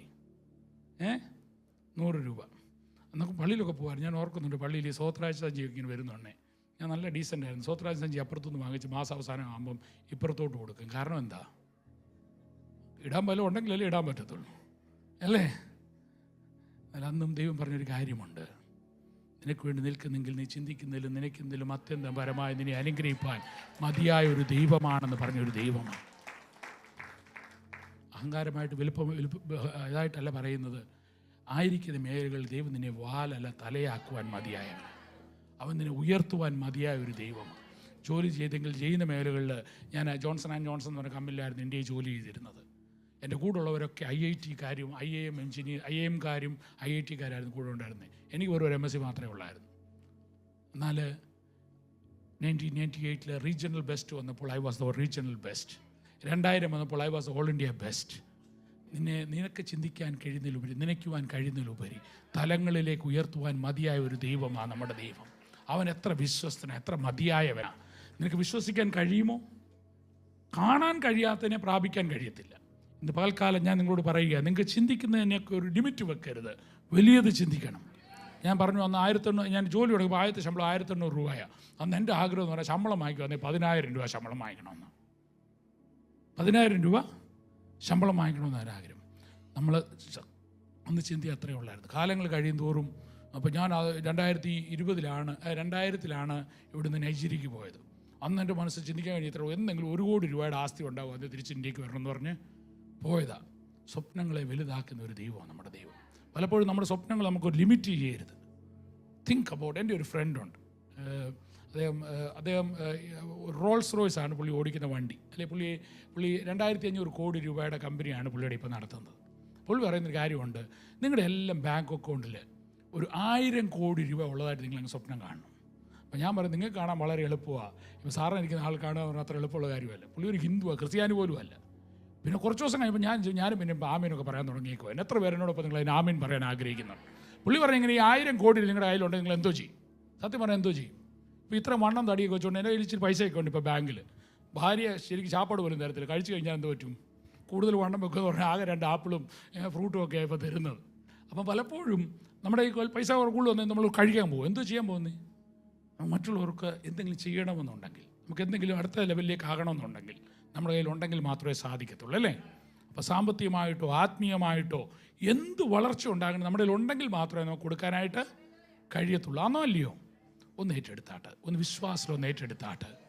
കഴിഞ്ഞ നാളുകളിൽ ചിന്തിച്ചതിലുപരി ചിന്തിപ്പാനായിട്ടുള്ളൊരു വിശ്വാസ്യതയും എനിക്ക് തരണമെന്ന് പറഞ്ഞാട്ട്, അതിലുപരി ചെയ്യുവാനായിട്ടുള്ളൊരു വിശ്വാസ്യതയും എനിക്ക് തരണമെന്ന് ഏറ്റെടുത്താട്ട്, ആ വിശ്വാസത്തിലൂടെ ചില വലിയത് കാണുവാൻ, വലിയത് പ്രാപിപ്പാൻ ദൈവം നമ്മെ തിരഞ്ഞെടുത്ത മതിയായവന്. പെട്ടെന്ന് മുമ്പോട്ട് പോകട്ടെ, അടുത്ത 5-10 നിമിഷം കൊണ്ട് നിർത്തണമല്ലോ. യേശു അതിനുശേഷം നമുക്കെല്ലാം അറിയാവുന്നൊരു കാര്യമുണ്ട്. 21-6 വാക്ക് നമുക്കെല്ലാം അറിയാം. പത്രോസ് ഇതെല്ലാം കാണാൻ അവരോടെല്ലാം വന്ന് ഈ തോമസിനോട് എന്താ പറയുക? തോമസിനോട് പറഞ്ഞു, നീ എന്നെ തൊട്ടെങ്കിൽ മാത്രമേ വിശ്വസിക്കുന്നുള്ളൂ. തോമസിനോട് തൊട്ടതല്ല. അവിടെ ചെന്ന് കഴിഞ്ഞപ്പോൾ യേശുവിനെ കണ്ടു കഴിഞ്ഞപ്പോൾ തന്നെ എന്ത് പറഞ്ഞു? എൻ്റെ കർത്താവ്, എൻ്റെ ദൈവമേ എന്ന് പറഞ്ഞു. വിശ്വസിച്ചല്ലേ? അപ്പോൾ കാണാതെ വിശ്വസിക്കുന്നവർ ഭാഗ്യവാന്മാർ. അതൊക്കെ പറഞ്ഞ ശേഷം എൻ്റെ അടുത്തൊരു ഇൻസിഡൻറ്റായി. 10 ദിവസം നടന്ന ഇൻസിഡൻറ്റ് പെട്ടെന്ന് സമയത്തിന് കുറവുകൊണ്ട് പോകുന്നുണ്ട്. അടുത്ത ഇൻസിഡൻറ്റിലേക്ക് നമുക്ക് പോകാം. പത്രോസിലേക്ക് വന്ന പത്രോസ് ഇതെല്ലാം കാണുകയും കേൾക്കുകയും യേശു വീണ്ടും വന്ന് പ്രസംഗിച്ചു. എന്നിട്ട് അവസാനം എന്ത് ചെയ്തു? വിശപ്പ് വന്നപ്പോൾ പിന്നെയും വള്ളം എടുത്തുകൊണ്ട് കടലിലേക്ക് പോയി. ഞാൻ മീൻ പിടിക്കാൻ പോവുക, നിങ്ങളും വരുന്നതെന്ന് ചോദിച്ചു. ബാക്കിയുള്ളവർക്കും വിശപ്പടിച്ചപ്പോൾ അവരും എന്ത് പറഞ്ഞു? ഞാനും വന്നാൽ മീൻ പിടിക്കുക. ദൈവം വിളിച്ച് എന്തിനു വേണ്ടി ഇവരെ വിളിച്ച് വേർതിരിച്ചത്? മനുഷ്യനെ പിടിക്കാൻ വേണ്ടി വിളിച്ച് വേർതിരിച്ചതാണ്. മനുഷ്യനെ പിടിക്കാൻ വേണ്ടി വിളിച്ച് വേർതിരിച്ച് ആരെ പിടിക്കാൻ പോയേക്കുക? മീൻ പിടിക്കാൻ പോയി. നമ്മൾ എവിടെ എന്തോ ചെയ്തുകൊണ്ടിരിക്കുന്നത് ഇവാലുവേറ്റ് ചെയ്ത് നോക്കണം കേട്ടോ. ദൈവത്തിന് misplace book is A miss book. ദൈവത്തിന് ഒരു പദ്ധതി ഉണ്ടെങ്കിൽ അത് പൂർത്തീകരിപ്പാൻ അവൻ മതിയായവനാണ്. നിങ്ങളെക്കുറിച്ച് ആയിരിക്കുന്ന മേഖലയിലാണോ എന്ന് ദൈവത്തോട് ചോദിക്കുന്ന ദിവസങ്ങളായി മാറണം ഇത്. ദൈവം എന്നെക്കുറിച്ചുള്ള പദ്ധതി എന്താ? എല്ലാവരെക്കുറിച്ചും ഒരേ പദ്ധതി അല്ല. ഒരു 5-fold മിനിസ്ട്രി തന്നെ ദൈവത്തിൻ്റെ മധ്യത്തിലുണ്ട്. എല്ലാവരും പാസ്റ്റർ ആവാൻ വേണ്ടി മാത്രമല്ല, എല്ലാവരും ഇവാഞ്ചലിസ്റ്റ് ആവാൻ വേണ്ടി മാത്രമല്ല, എല്ലാവരും അപ്പോസ്തലനാവാൻ വേണ്ടി മാത്രമല്ല. എല്ലാ പൊസിഷൻസിലും ദൈവം നമ്മെക്കൊണ്ട് പദ്ധതികളുണ്ട്. നിങ്ങൾ ജോലിയോടൊപ്പം ആയാലും അയലോക്കത്തിരിക്കുന്ന ആളുകൾ, നിങ്ങൾ ഒരാളെ കൊണ്ട് തരുമ്പോൾ ആ ആളുടെ വാല്യൂ ഒന്ന് മനസ്സിലാക്കണം. ആ ഒരു സോള്, ആളിനോട് ആര് സുവിശേഷം പറയും? സ്കൂളിൽ ഇരിക്കുമ്പോൾ അടുത്തിരിക്കുന്ന കുഞ്ഞിൻ്റെ വില, അവരുടെ കുടുംബം, ഇടങ്കയും വലങ്കയും തിരിച്ചറിയാത്ത അനേകർ നിൻ്റെ ഇടത്തും വലത്തും ആയിരിക്കുമ്പോൾ ആര് അവരോട് സുവിശേഷം പറയും? പാസ്റ്ററെ കൊണ്ട് പറയിപ്പിച്ചാൽ പറ്റുമോ? നിങ്ങൾക്ക് പറ്റുമോ? ആ ഒരു വലിയ വിശ്വാസം എന്ത് ചെയ്യണം? നിങ്ങളത് ഏറ്റെടുക്കുന്നവരായി കഴിയണം. പത്രോസ് എന്ത് ചെയ്തു? മീൻ പിടിക്കാനായിട്ട് പോയി. രാവിലെ പോയിട്ട് വൈകിട്ട് വരെ കടന്നിട്ട് അവസാനം ഒന്നും കിട്ടിയില്ല, അല്ലേ? ഇവിടെ കടലൊക്കെ അടുത്തുള്ള ഇവിടെ നമുക്ക് രാവിലെ ഒരു അവസാനം ഒന്നും കിട്ടിയില്ലെങ്കിൽ പിന്നെ എന്ത് പറ്റും? പിന്നെയും നിരാശ വരും, സമാധാനം പോകും. ഇതെല്ലാം പഠിപ്പിച്ചു വിട്ടതാണ്. പലപ്പോഴും ഞാൻ നിങ്ങളോടൊന്ന് ചാലഞ്ച് ചെയ്യുക. ആകെ മൊത്തം പ്രയാസമായിട്ട് ഇരിക്കുകയാണെങ്കിൽ ഒന്ന് റീതിങ്ക് ചെയ്യണം. ദൈവമേ, ഞാൻ നിൽക്കേണ്ടതാണ് ഞാൻ നിൽക്കുന്നതെന്ന് നോക്കണം. കഷ്ടപ്പെട്ടിട്ടും ഒരു പുരോഗതിയും ഇത് കാണുന്നില്ലെന്നുണ്ടെങ്കിൽ ഈ പത്രോസിനിടയ്ക്ക് വന്ന യേശുവിൻ്റെ ഒരു ഗുണം എന്താണെന്നറിയാമോ? ഏതവസ്ഥയായാലും പിന്നെ അവൻ മടങ്ങി വരാൻ തയ്യാറാണ്. അവൻ മടങ്ങി വീണ്ടും വന്നു. അവൻ്റെ യഥാർത്ഥ പ്ലാൻ മാറ്റി ഒരു 10-40 ദിവസം കൂടെ എക്സ്റ്റൻഷൻ എടുത്ത് വന്ന് പിന്നെയും പഠിപ്പിക്കാൻ തീരുമാനിച്ചു. അവനോട് എന്ത് പറഞ്ഞേ? അവനോട് പറഞ്ഞു, നീ എന്തുവാ പ്രസംഗിക്കാൻ, അയക്കാൻ, ഇതൊക്കെയാ പറഞ്ഞു വിട്ടത് അല്ലേ നേരത്തെ? ഇതെല്ലാം പറഞ്ഞു. ഇപ്പോൾ എവിടെ പോയേക്കുവാ? മീൻ പിടിക്കാൻ പോയേക്കുവാ. സാരമില്ല, നമ്മുടെ യേശു സ്നേഹമുള്ള യേശുവാ. അവിടെ വന്നു എന്ത് പറഞ്ഞു? രാത്രി മുഴുവൻ അധ്വാനിച്ച് ഒന്നും കിട്ടിയില്ലെന്ന് പറയും. മോനെ, നീ ഒരു കാര്യം പടകിൻ്റെ വലത്ത് ഭാഗത്തോട്ട് വീശാൻ പറഞ്ഞു. ഞാൻ ആദ്യം പറഞ്ഞ പോലെ ഇന്ന് ദൈവം എന്നെ അയച്ചത് നിങ്ങളോടും ചിലത് യേശുവിൻ്റെ പേരിൽ, യേശുവിൻ്റെ ശബ്ദത്തിനൊത്തവണ്ണം വീശുവാനായിട്ട് നിങ്ങളെ ഓർപ്പിക്കാനായിട്ട് ദൈവം എന്നെ അയച്ചത്. വിശ്വസിക്കുന്നുണ്ടോ? വലിയൊരു വലിയൊരു മീൻകൂട്ടം, നിനക്ക് ചിന്തിക്കാൻ കഴിയാത്ത, നിന്നെക്കൊണ്ട് തന്നെ കഴിയാത്ത തലങ്ങളിലേക്കുള്ള ഒരു അനുഗ്രഹത്തിന് ദൈവം നിന്നിലൂടെ ആഗ്രഹിക്കുന്നുണ്ട്. വിശ്വസിക്കുന്നവർ ഏറ്റെടുത്താട്ട് ഒറ്റ കാര്യം മാത്രം ചെയ്താൽ മതി. യേശുവിൻ്റെ ശബ്ദത്തിനൊത്തവണ്ണം യേശു എന്ത് പറയുന്നു അതുപോലെ ചെയ്യുവാൻ ഞാൻ എന്നെ സമർപ്പിക്കുന്നു എന്ന് പറയുന്നെങ്കിൽ, കഴിഞ്ഞ രാത്രികാലം മുഴുവൻ അധ്വാനിച്ച് ഒന്നും കിട്ടാത്തത് ഒറ്റ വീശിൽ നിന്നെ വലയിൽ നിറയ്ക്കുവാൻ മതിയായ ഒരു ദൈവത്തെ അറിയുന്നവർ ദൈവത്തിന് മഹത്വം കൊടുത്താട്ട്. അവൻ മതിയായവനാണ്, അവൻ വലിയവ ചെയ്യുവാൻ കഴിവുള്ളവനാണ്, അവൻ വലിയവ ചെയ്യുവാൻ പ്രാപ്തിയുള്ളവനാണ്. ഞാൻ നൈജീരിയയുമായിട്ട് ബന്ധപ്പെട്ട് ഒന്നൊരു കാര്യം പറഞ്ഞു. ഞാൻ നൈജീരിയ പോയിട്ട് 25 വർഷമായി. ഞാൻ നൈജീരിയ പോയപ്പോഴല്ല ഇപ്പോഴും പറയുന്നൊരു കാര്യമുണ്ട്. ഞാൻ 120 കോടി അല്ലേ, 120-130 കോടി ജനങ്ങളുള്ള ഇന്ത്യയെ പ്രതിനിധാനം ചെയ്യുന്നൊരു വ്യക്തിയാണ് അല്ലേ നമ്മൾ ആരുമല്ലെന്ന് പറഞ്ഞ് നിൽക്കുകയായിരുന്നു. ലോകത്തിലെ ഏറ്റവും പോപ്പുലസ് ആയിട്ടുള്ള രാജ്യത്തിൻ്റെ അവകാശിയാണ്, അതിൻ്റെ ഭാഗമാണ് നമ്മളല്ലേ. സുവിശേഷം എന്നാൽ ഇവിടെ എത്തി? AD 52 സുവിശേഷം ഇവിടെ എത്തി. എത്ര ശതമാനം ക്രിസ്ത്യാനികളുണ്ട് നമ്മുടെ വട്ടത്തിൽ? 2%, 3%. ക്രിസ്തുവിനെ അറിയുന്നവർ 2-3% ഇന്ന് ലോകത്തിലുള്ളൂ. നൈജീരിയയിൽ സുവിശേഷം എത്തിയിട്ട് എത്ര വർഷമായെന്നറിയാമോ? നൈജീരിയയിൽ സുവിശേഷം എത്തിയിട്ട് 100 വർഷമായുള്ളൂ. സത്യം പറഞ്ഞാൽ 100 വർഷത്തെ 25 വർഷം ഞാനൊരു സാക്ഷിയാണ്. 25 വർഷം അതിൻ്റെ അകത്തെ ഒരു സാക്ഷിയാണ് ഞാൻ. അവിടുത്തെ ഒരു ചർച്ചിൽ പാസ്റ്റർ വന്ന് പാസ്റ്റർ ഞങ്ങൾ അവിടുത്തെ ഒരു റിഡീം ക്രിസ്ത്യൻ ചർച്ച് കൊടുന്ന് പാസ്റ്റർ അടേ പോയി എന്ന് പറഞ്ഞ ചർച്ചിൽ കൊണ്ടുപോയി. ഒരു സമയം അവിടെ ആരാധിക്കുന്നവരുടെ എണ്ണം എത്രയാണെന്നറിയോ? ഒരു രാത്രിയിൽ നമ്മുടെ P G Varghese uncle 5 minute, P G Varghese നമ്മളറിയാം ഇന്ത്യയിലെ ഏറ്റവും വലിയ ഇവാഞ്ചലിസ്റ്റ്, ഏറ്റവും വലിയ പാസ്റ്റർ സുവിശേഷകനായ അദ്ദേഹം 5 മിനിറ്റാണ് ആ മീറ്റിംഗ് പ്രസംഗിക്കാനായിട്ട് പുള്ളി കിട്ടിയത്. രാത്രി മുഴുവൻ എല്ലാ ഫ്രൈഡേയിലും ആരാധിക്കുന്ന സ്ഥലം അദ്ദേഹം കണ്ടിട്ട് പുള്ളിയൊക്കെ പറഞ്ഞു എന്തൊരു വലിയ സംഭവമാണ്. ഇവിടുത്തെ നമ്മൾ എല്ലാ ദേവദാസന്മാരും വന്ന് കണ്ടിട്ടുണ്ട്. എത്ര നാളും കൊണ്ടായി നടന്നത്? 100 വർഷം കൊണ്ട്. ആ ഒറ്റ മീറ്റിങ്ങിൽ പങ്കെടുക്കുന്നവരുടെ എണ്ണം ഒന്ന് ചിന്തിച്ച് നോക്കി നിങ്ങൾ. എത്ര പേര് പങ്കെടുക്കാൻ പറ്റും? നമ്മളിവിടെ ഇപ്പോൾ ഒരു 100 ഉണ്ട്, 200 ഉണ്ട്, 300 ഉണ്ടെന്ന് പറയുമ്പോൾ നമുക്ക് വലിയൊരു നമ്പറാകും. ഒറ്റ രാത്രിയിൽ അവിടെ പങ്കെടുക്കുന്നവരുടെ ആരാധിക്കാൻ ഒരു രാത്രി മുഴുവൻ, വൈകുന്നേരം 6 മണിക്ക് തുടങ്ങിയാൽ രാവിലെ 6 മണി വരെ ആരാധിക്കുന്നവരുടെ എണ്ണം എത്രയാണെന്നറിയാമോ? 40 ലക്ഷം ആളുകൾ. 40 ലക്ഷം ആളുകളാണ് ദൈവത്തെ അവിടെ ആരാധിക്കുന്നത്. 40 ലക്ഷം ആളുകൾ ഒരു രാത്രിയിൽ ആരാധിക്കാൻ കൂടുന്ന ഈ സഭയുടെ ഇൻചാർജായിരിക്കുന്ന ഈ പാസ്റ്ററായിട്ട് വന്നിട്ട് 50 വർഷമായുള്ളൂ. പുള്ളിക്ക് 80 വയസ്സ് കൂടുതലായി. ഇപ്പോൾ അദ്ദേഹം പാസ്റ്ററായിട്ട് എത്ര വർഷമായുള്ളൂ? 50 വർഷമായുള്ളൂ. 50 വർഷം മുമ്പ് ഇങ്ങനെ ഈ ആരാധിക്കുന്നവരുടെ കൂട്ടത്തിൽ പുള്ളി ഇടയ്ക്ക് എന്ന് കഴിഞ്ഞപ്പം പുള്ളി പറഞ്ഞത് ഒരുമാതിരി ഒരു സ്റ്റാൻഡേർഡ് പോരാത്ത ആളുകളുടെ ഒരു കൂട്ടമാണ്. കാര്യം പുള്ളി ഒരു ആംഗ്ലിക്കൻ വിശ്വാസിയായിരുന്നു. ആംഗ്ലിക്കൻ വിശ്വാസി അവിടെ ചെന്നപ്പം ഇവർ ചുമ്മാ ഇടയ്ക്കിടന്ന് വാവെക്കും, ഇടയ്ക്കിടന്ന് ബഹളം വെക്കും, ഇടയ്ക്കിടന്ന് ചാടും, ഇടയ്ക്കൊക്കെ ചില പിടിച്ചെടുക്കും. അങ്ങനെയുള്ളൊരു കൂട്ടം ആളുകളെയാണ് ഇവർ ചെയ്ത് ഒരുമാതിരി ഒരു അൺഎഡ്യൂക്കേറ്റഡ് ക്ലാസ് ഓഫ് പീപ്പിളാണ്. നമുക്ക് ചിലപ്പോൾ നമുക്കും തോന്നാറില്ലേ, നമ്മൾ വലിയ വലിയ സ്ഥലത്തൊക്കെ ചെല്ലുമ്പോൾ നമ്മളവിടെ ഇരിക്കുന്ന ആളുകളൊക്കെ വെള്ളയും മാത്രം ഇട്ടവരാ, അല്ലേ അവിടെ ഇരിക്കുന്ന ആളുകൾ ഭയങ്കര ഒരു വലിയ കുടുംബത്തിൽ നിന്നുള്ളവരാ എന്നൊക്കെ നമുക്ക് പലപ്പോഴും നമുക്ക് ചിലപ്പം നമ്മൾ തന്നെ ഒരു തോന്നൽ വരുമ്പം അദ്ദേഹത്തിന് അന്ന് അങ്ങനെ തോന്നി. എന്നാൽ മുമ്പേ നമ്മൾ പറഞ്ഞ ഈ പരിശുദ്ധാത്മാവിൻ്റെ അഭിഷേകം പുള്ളിയുടെ വന്നു കഴിഞ്ഞപ്പോൾ പുള്ളി യേശുവിന് വേണ്ടി ഇറങ്ങി. യേശുവിന് വേണ്ടി ഇറങ്ങിയെങ്കിൽ ഇന്ന് അവരുടെ ചർച്ചിന് എത്ര ബ്രാഞ്ചസ് ഉണ്ടെന്നറിയോ? കഴിഞ്ഞ 50 വർഷം കൊണ്ട് ആ ചർച്ചസിൻ്റെ ബ്രാഞ്ചസ് നിങ്ങൾ ഗൂഗിൾ ചെയ്ത് നോക്കണം. 60,000 ബ്രാഞ്ചസ് ആണ് ആ ചർച്ചിന് ഇന്നുള്ളത്. 60,000 ബ്രാഞ്ചുകൾ. നമ്മുടെ ചിന്തകളുടെ മണ്ഡലങ്ങളൊക്കെ ഒന്ന് വലുതാക്കിയാട്ട് 60,000 ബ്രാഞ്ചുകൾ, 20 കോടി 20 മില്യൺ ആളുകളാണ് പുള്ളിയുടെ ചർച്ചിൻ്റെ ടോട്ടൽ മെമ്പർഷിപ്പ് ഉള്ളത്. അപ്പം ദൈവം നമ്മുടെ മധ്യത്തിലേക്ക് കടന്നു വന്നാൽ നമുക്ക് അതിൻ്റെ ഞാൻ പറഞ്ഞു 25 വർഷം അത് ഞാൻ കണ്ടത്. അതിന് പ്രത്യേകത എന്ന് വെച്ച് കഴിഞ്ഞാൽ എൻ്റെ ഒരു ഡ്രൈവറുണ്ട്. ഇവന് ശരിക്കും വർത്തമാനം പറയാൻ പോലും അറിയത്തില്ല. പാസ്റ്റർക്ക് വന്ന് ഓടിച്ച ഡ്രൈവറല്ല, അതിന് മുമ്പ് ഉണ്ടായിരുന്ന ഡ്രൈവർ.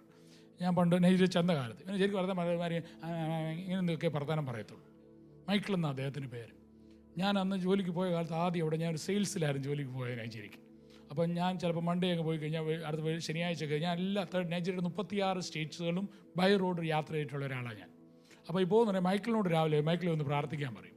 പ്രാർത്ഥിക്കാൻ പറയുന്നുണ്ടെങ്കിൽ മിണ്ടാൻ അറിയാത്ത മൈക്കിൾ ഒരു 5 മിനിറ്റ് അങ്ങോട്ട് പ്രാർത്ഥിക്കും. ഇവൻ 5 മിനിറ്റ് പ്രാർത്ഥിക്കുമ്പോൾ എനിക്കറിയാം അന്നത്തെ ദിവസം എൻ്റെ അനുഗ്രഹമാണ്. സ്വർഗത്തെ താഴെ ഇറക്കുവാൻ കഴിവുള്ള പ്രാർത്ഥനകളുടെ ആളുകളുള്ളൊരു നാട്. എവിടെയാണ് നിൻ്റെ പ്രാർത്ഥന നിൽക്കുന്നത്? നിൻ്റെ പ്രാർത്ഥനകൾക്ക് ചില തലങ്ങളെ തുറക്കുവാൻ കഴിയുമോ? ഞാൻ നിങ്ങളെ യേശുവിൽ ഓർമ്മിപ്പിക്കുക. അടുത്ത 30-60 ദിവസങ്ങൾ നിങ്ങൾ കാത്തിരിക്കുന്നെങ്കിൽ വേറൊരു തലത്തിലേക്ക് ചിന്തിക്കുവാൻ കഴിയുന്നതിലുപരി, നനയ്ക്കുവാൻ കഴിയുന്നതിലുപരി, നിങ്ങൾക്ക് സ്വപ്നം കാണുവാൻ കഴിയുന്നതിലുപരി ഒരു തലത്തിലേക്ക് നിന്നെ ഉയർത്തുവാൻ മതിയായ ഒരു ദൈവത്തിൻ്റെ മുമ്പിലാണ് നിങ്ങൾ ഇരിക്കുന്നതെന്ന് ഓർത്തുകൊള്ളണം. ചില മണ്ഡലങ്ങളെ തകർക്കുവാൻ കഴിയുന്ന ആളുകൾ ചെയ്യാൻ കഴിയാത്ത ചിലതിനെ ചെയ്യുവാൻ കഴിവുള്ള ഒരു അഭിഷേകത്തിലേക്ക് നിറയ്ക്കുവാൻ കഴിവുള്ള സാന്നിധ്യം മനസ്സിലാക്കുന്നവർ അവന് മഹത്വം കൊടുത്താട്ട്. ഞാൻ പറഞ്ഞല്ലോ സമയത്തിന് കുറവുണ്ട്. Let me try to conclude. യേശു മടങ്ങി വന്ന് 10 ദിവസം കൊണ്ട് 40 ദിവസം കൊണ്ട് ഒത്തിരി കാര്യങ്ങൾ പറഞ്ഞു. 10 കാര്യങ്ങളോളം പറഞ്ഞു. നമ്മൾ 2-3 കാര്യങ്ങൾ മാത്രമേ പറഞ്ഞുള്ളൂ. എന്നാൽ നിങ്ങൾ ഒരിക്കലും പെട്ടെന്ന് നിങ്ങൾ ഓർമ്മിക്കുക. ഒന്ന് സമാധാനമെന്ന് പറഞ്ഞു. ഇനി മുതൽ അസമാധാനം ഉണ്ടാകുമ്പോൾ ആര് പറയണം? നമ്മളോട് തന്നെ ആദ്യം എന്താ പറയണം? എനിക്ക് സമാധാനം ഒരുത്തൻ ആരാന്ന് എനിക്കറിയാം. മറ്റേ ജപ്പാനിലെ ഭടൻ്റെ കൂട്ട് പിന്നെയും കിടന്ന് യുദ്ധം ചെയ്തുകൊണ്ടിരിക്കരുത്. ക്രൂശിൽ അവസാന തുള്ളി രക്തവും എനിക്ക് വേണ്ടി ചിന്തി എൻ്റെ അസമാധാനത്തെ എടുത്തു മാക്കിയവനെ കൊന്നു കളഞ്ഞവൻ, നശിപ്പിച്ച് കളഞ്ഞവൻ, അവനെ കാൽപാദത്തിലാക്കുവാനുള്ള അധികാരം തന്നവൻ എനിക്ക് സമാധാനം തന്നിട്ടുണ്ട്. അതുകൊണ്ട് എനിക്ക് അതിൻ്റെ അകത്ത് ഇനി യാതൊരു അവകാശവും ഇല്ല. പറയാൻ റെഡിയാണോ?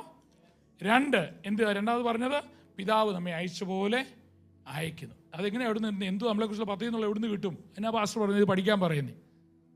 ഞായറാഴ്ച മാത്രമല്ല, ഇതൊക്കെ ഒന്ന് വായിക്കണം. പുസ്തകങ്ങളിരുന്ന് വായിക്കുന്നുണ്ടേ അവൻ പിതാവ് നിന്നിലൂടെ എന്താണ് ആഗ്രഹിക്കുന്നുള്ള അവിടെ നമുക്ക് കിട്ടും. പരിശുദ്ധാത്മാവിനെ പ്രാപിക്കണം. പരിശുദ്ധാത്മാവിനെ പ്രാപിക്കാത്ത നമ്മളിപ്പോൾ പറയുന്ന ഒരു നാണം കേടാ. എണ്ണയുണ്ട്, ഞാൻ പറഞ്ഞല്ലോ എണ്ണയുണ്ട്. എല്ലാവരും എണ്ണയില്ല, നമ്മൾ ടെസ്റ്റ് നടത്തി. എല്ലാവരും പറയാറുന്ന ആരെങ്കിലും ഉണ്ടോ ടെസ്റ്റ്? എണ്ണ കത്തി. പക്ഷേ ഇത് കത്തിക്കൊണ്ട് നിൽക്കുമോ? അതോ ഞായറാഴ്ച വരുന്നുണ്ട് ഭയങ്കര ആത്മീയതയും കയറും. ഇവിടുന്ന് അങ്ങോട്ട് ഇറങ്ങി ഞായറാഴ്ച ഉച്ചയാകുമ്പം ചെറുതായിട്ട് ഡൗൺ ആവാൻ തുടങ്ങും. വൈകുന്നേരത്തെ അടയ്ക്കുന്നതിന് മുമ്പ് തന്നെ കെട്ടുപോകുന്നു. പിന്നെ അടുത്ത ഞായറാഴ്ച പിന്നെയും കത്തിക്കുന്ന അവസ്ഥയാകുന്നു. പരിശുദ്ധാത്മാവിൽ നിറയുവാൻ തക്കവണ്ണം പ്രാർത്ഥിക്കണം. അത് കത്തിക്കൊണ്ടിരിക്കണം. മണവാളൻ വരുവോളം മരിച്ചവരിൽ നിന്ന് ക്രിസ്തുവിനെ ഉയർപ്പിച്ചവൻ്റെ ആത്മാവാണ് ഈ പരിശുദ്ധാത്മാവ്.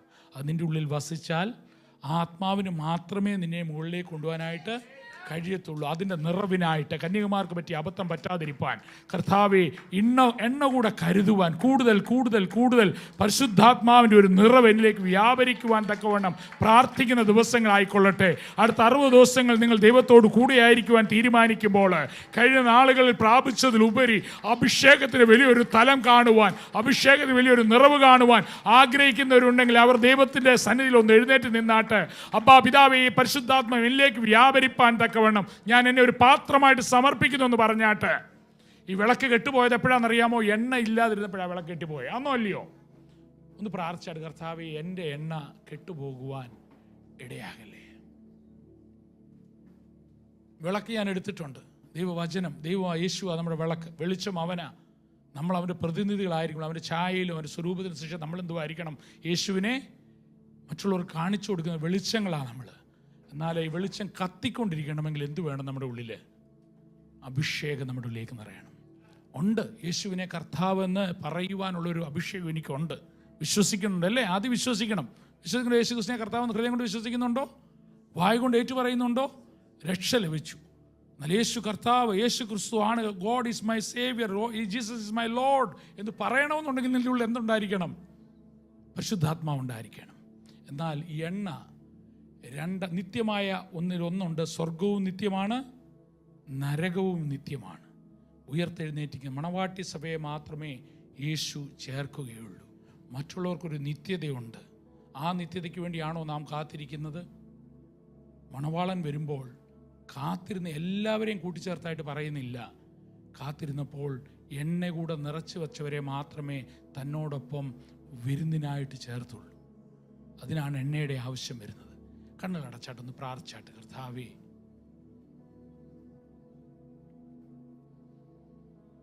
അഭിഷേകത്തിൻ്റെ ഒരു തലം കാണുവാൻ, ഒരു നിറവ് പ്രാപിപ്പാൻ അടിയനെ സമർപ്പിക്കുന്നു എന്ന് പറഞ്ഞാട്ട്.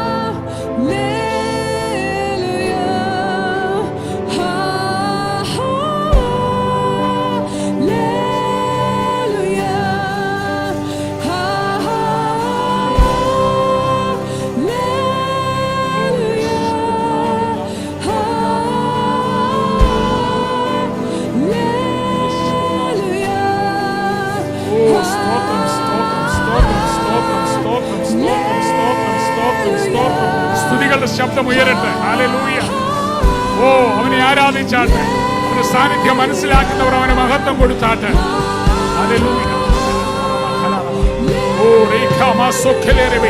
ഓ, യേശുവിൻ നാമത്തിൽ പ്രാപിക്കട്ടെ, പ്രാപിക്കട്ടെ. കഴിഞ്ഞ നാളുകളിൽ കാണാത്ത ചിലത് പ്രാപിക്കുന്ന ഒരു ദിവസമായി മാറിയാട്ടെ. അഭിഷേകത്തിന് ഒരു തലം കർത്താവേ. ഓ, നിറവിന്റെ ഒരു തലം കർത്താവേ. സമാധാനത്തിന്റെ ഒരു തലം കർത്താവേ. വിശ്വാസത്തിന്റെ ഒരു തലം കർത്താവേ.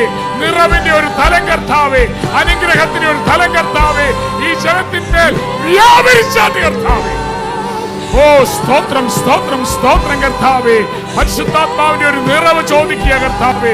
ഓ ഓരോ വ്യക്തികളുടെ മേലും അപ്പാ സകല കുറവുകളെയും മാറ്റുന്ന നിറയ്ക്കുന്ന ഒരു ദൈവ സാന്നിധ്യം നിറയ്ക്കുമാറാകണമേ എന്ന് പ്രാർത്ഥിക്കുന്നു. രക്തം ചെയ്യും കർത്താവേ, രക്തത്താൽ മുദ്രയിടുന്ന കർത്താവേ, ഉപേക്ഷത്തിന് കൽപ്പിക്കുന്ന കർത്താവേ, യാവണം ചെയ്ത ദൈവമാകിയ നിനക്ക് സകല മഹത്വം കരയിച്ച കർത്താവേ, യേശുവിൻ നാമത്തിൽ.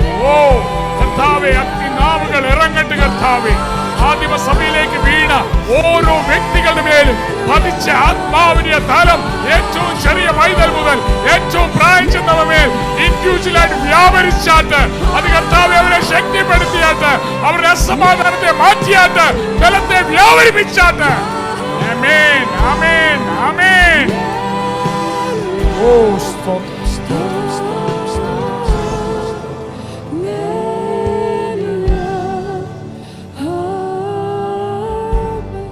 സ്വർഗസ്നായ പിതാവേ, ഒരിക്കൽ കൂടി ഞങ്ങളെ തിരികരങ്ങളിൽ സമർപ്പിച്ചുകൊണ്ട് പ്രാർത്ഥിക്കും.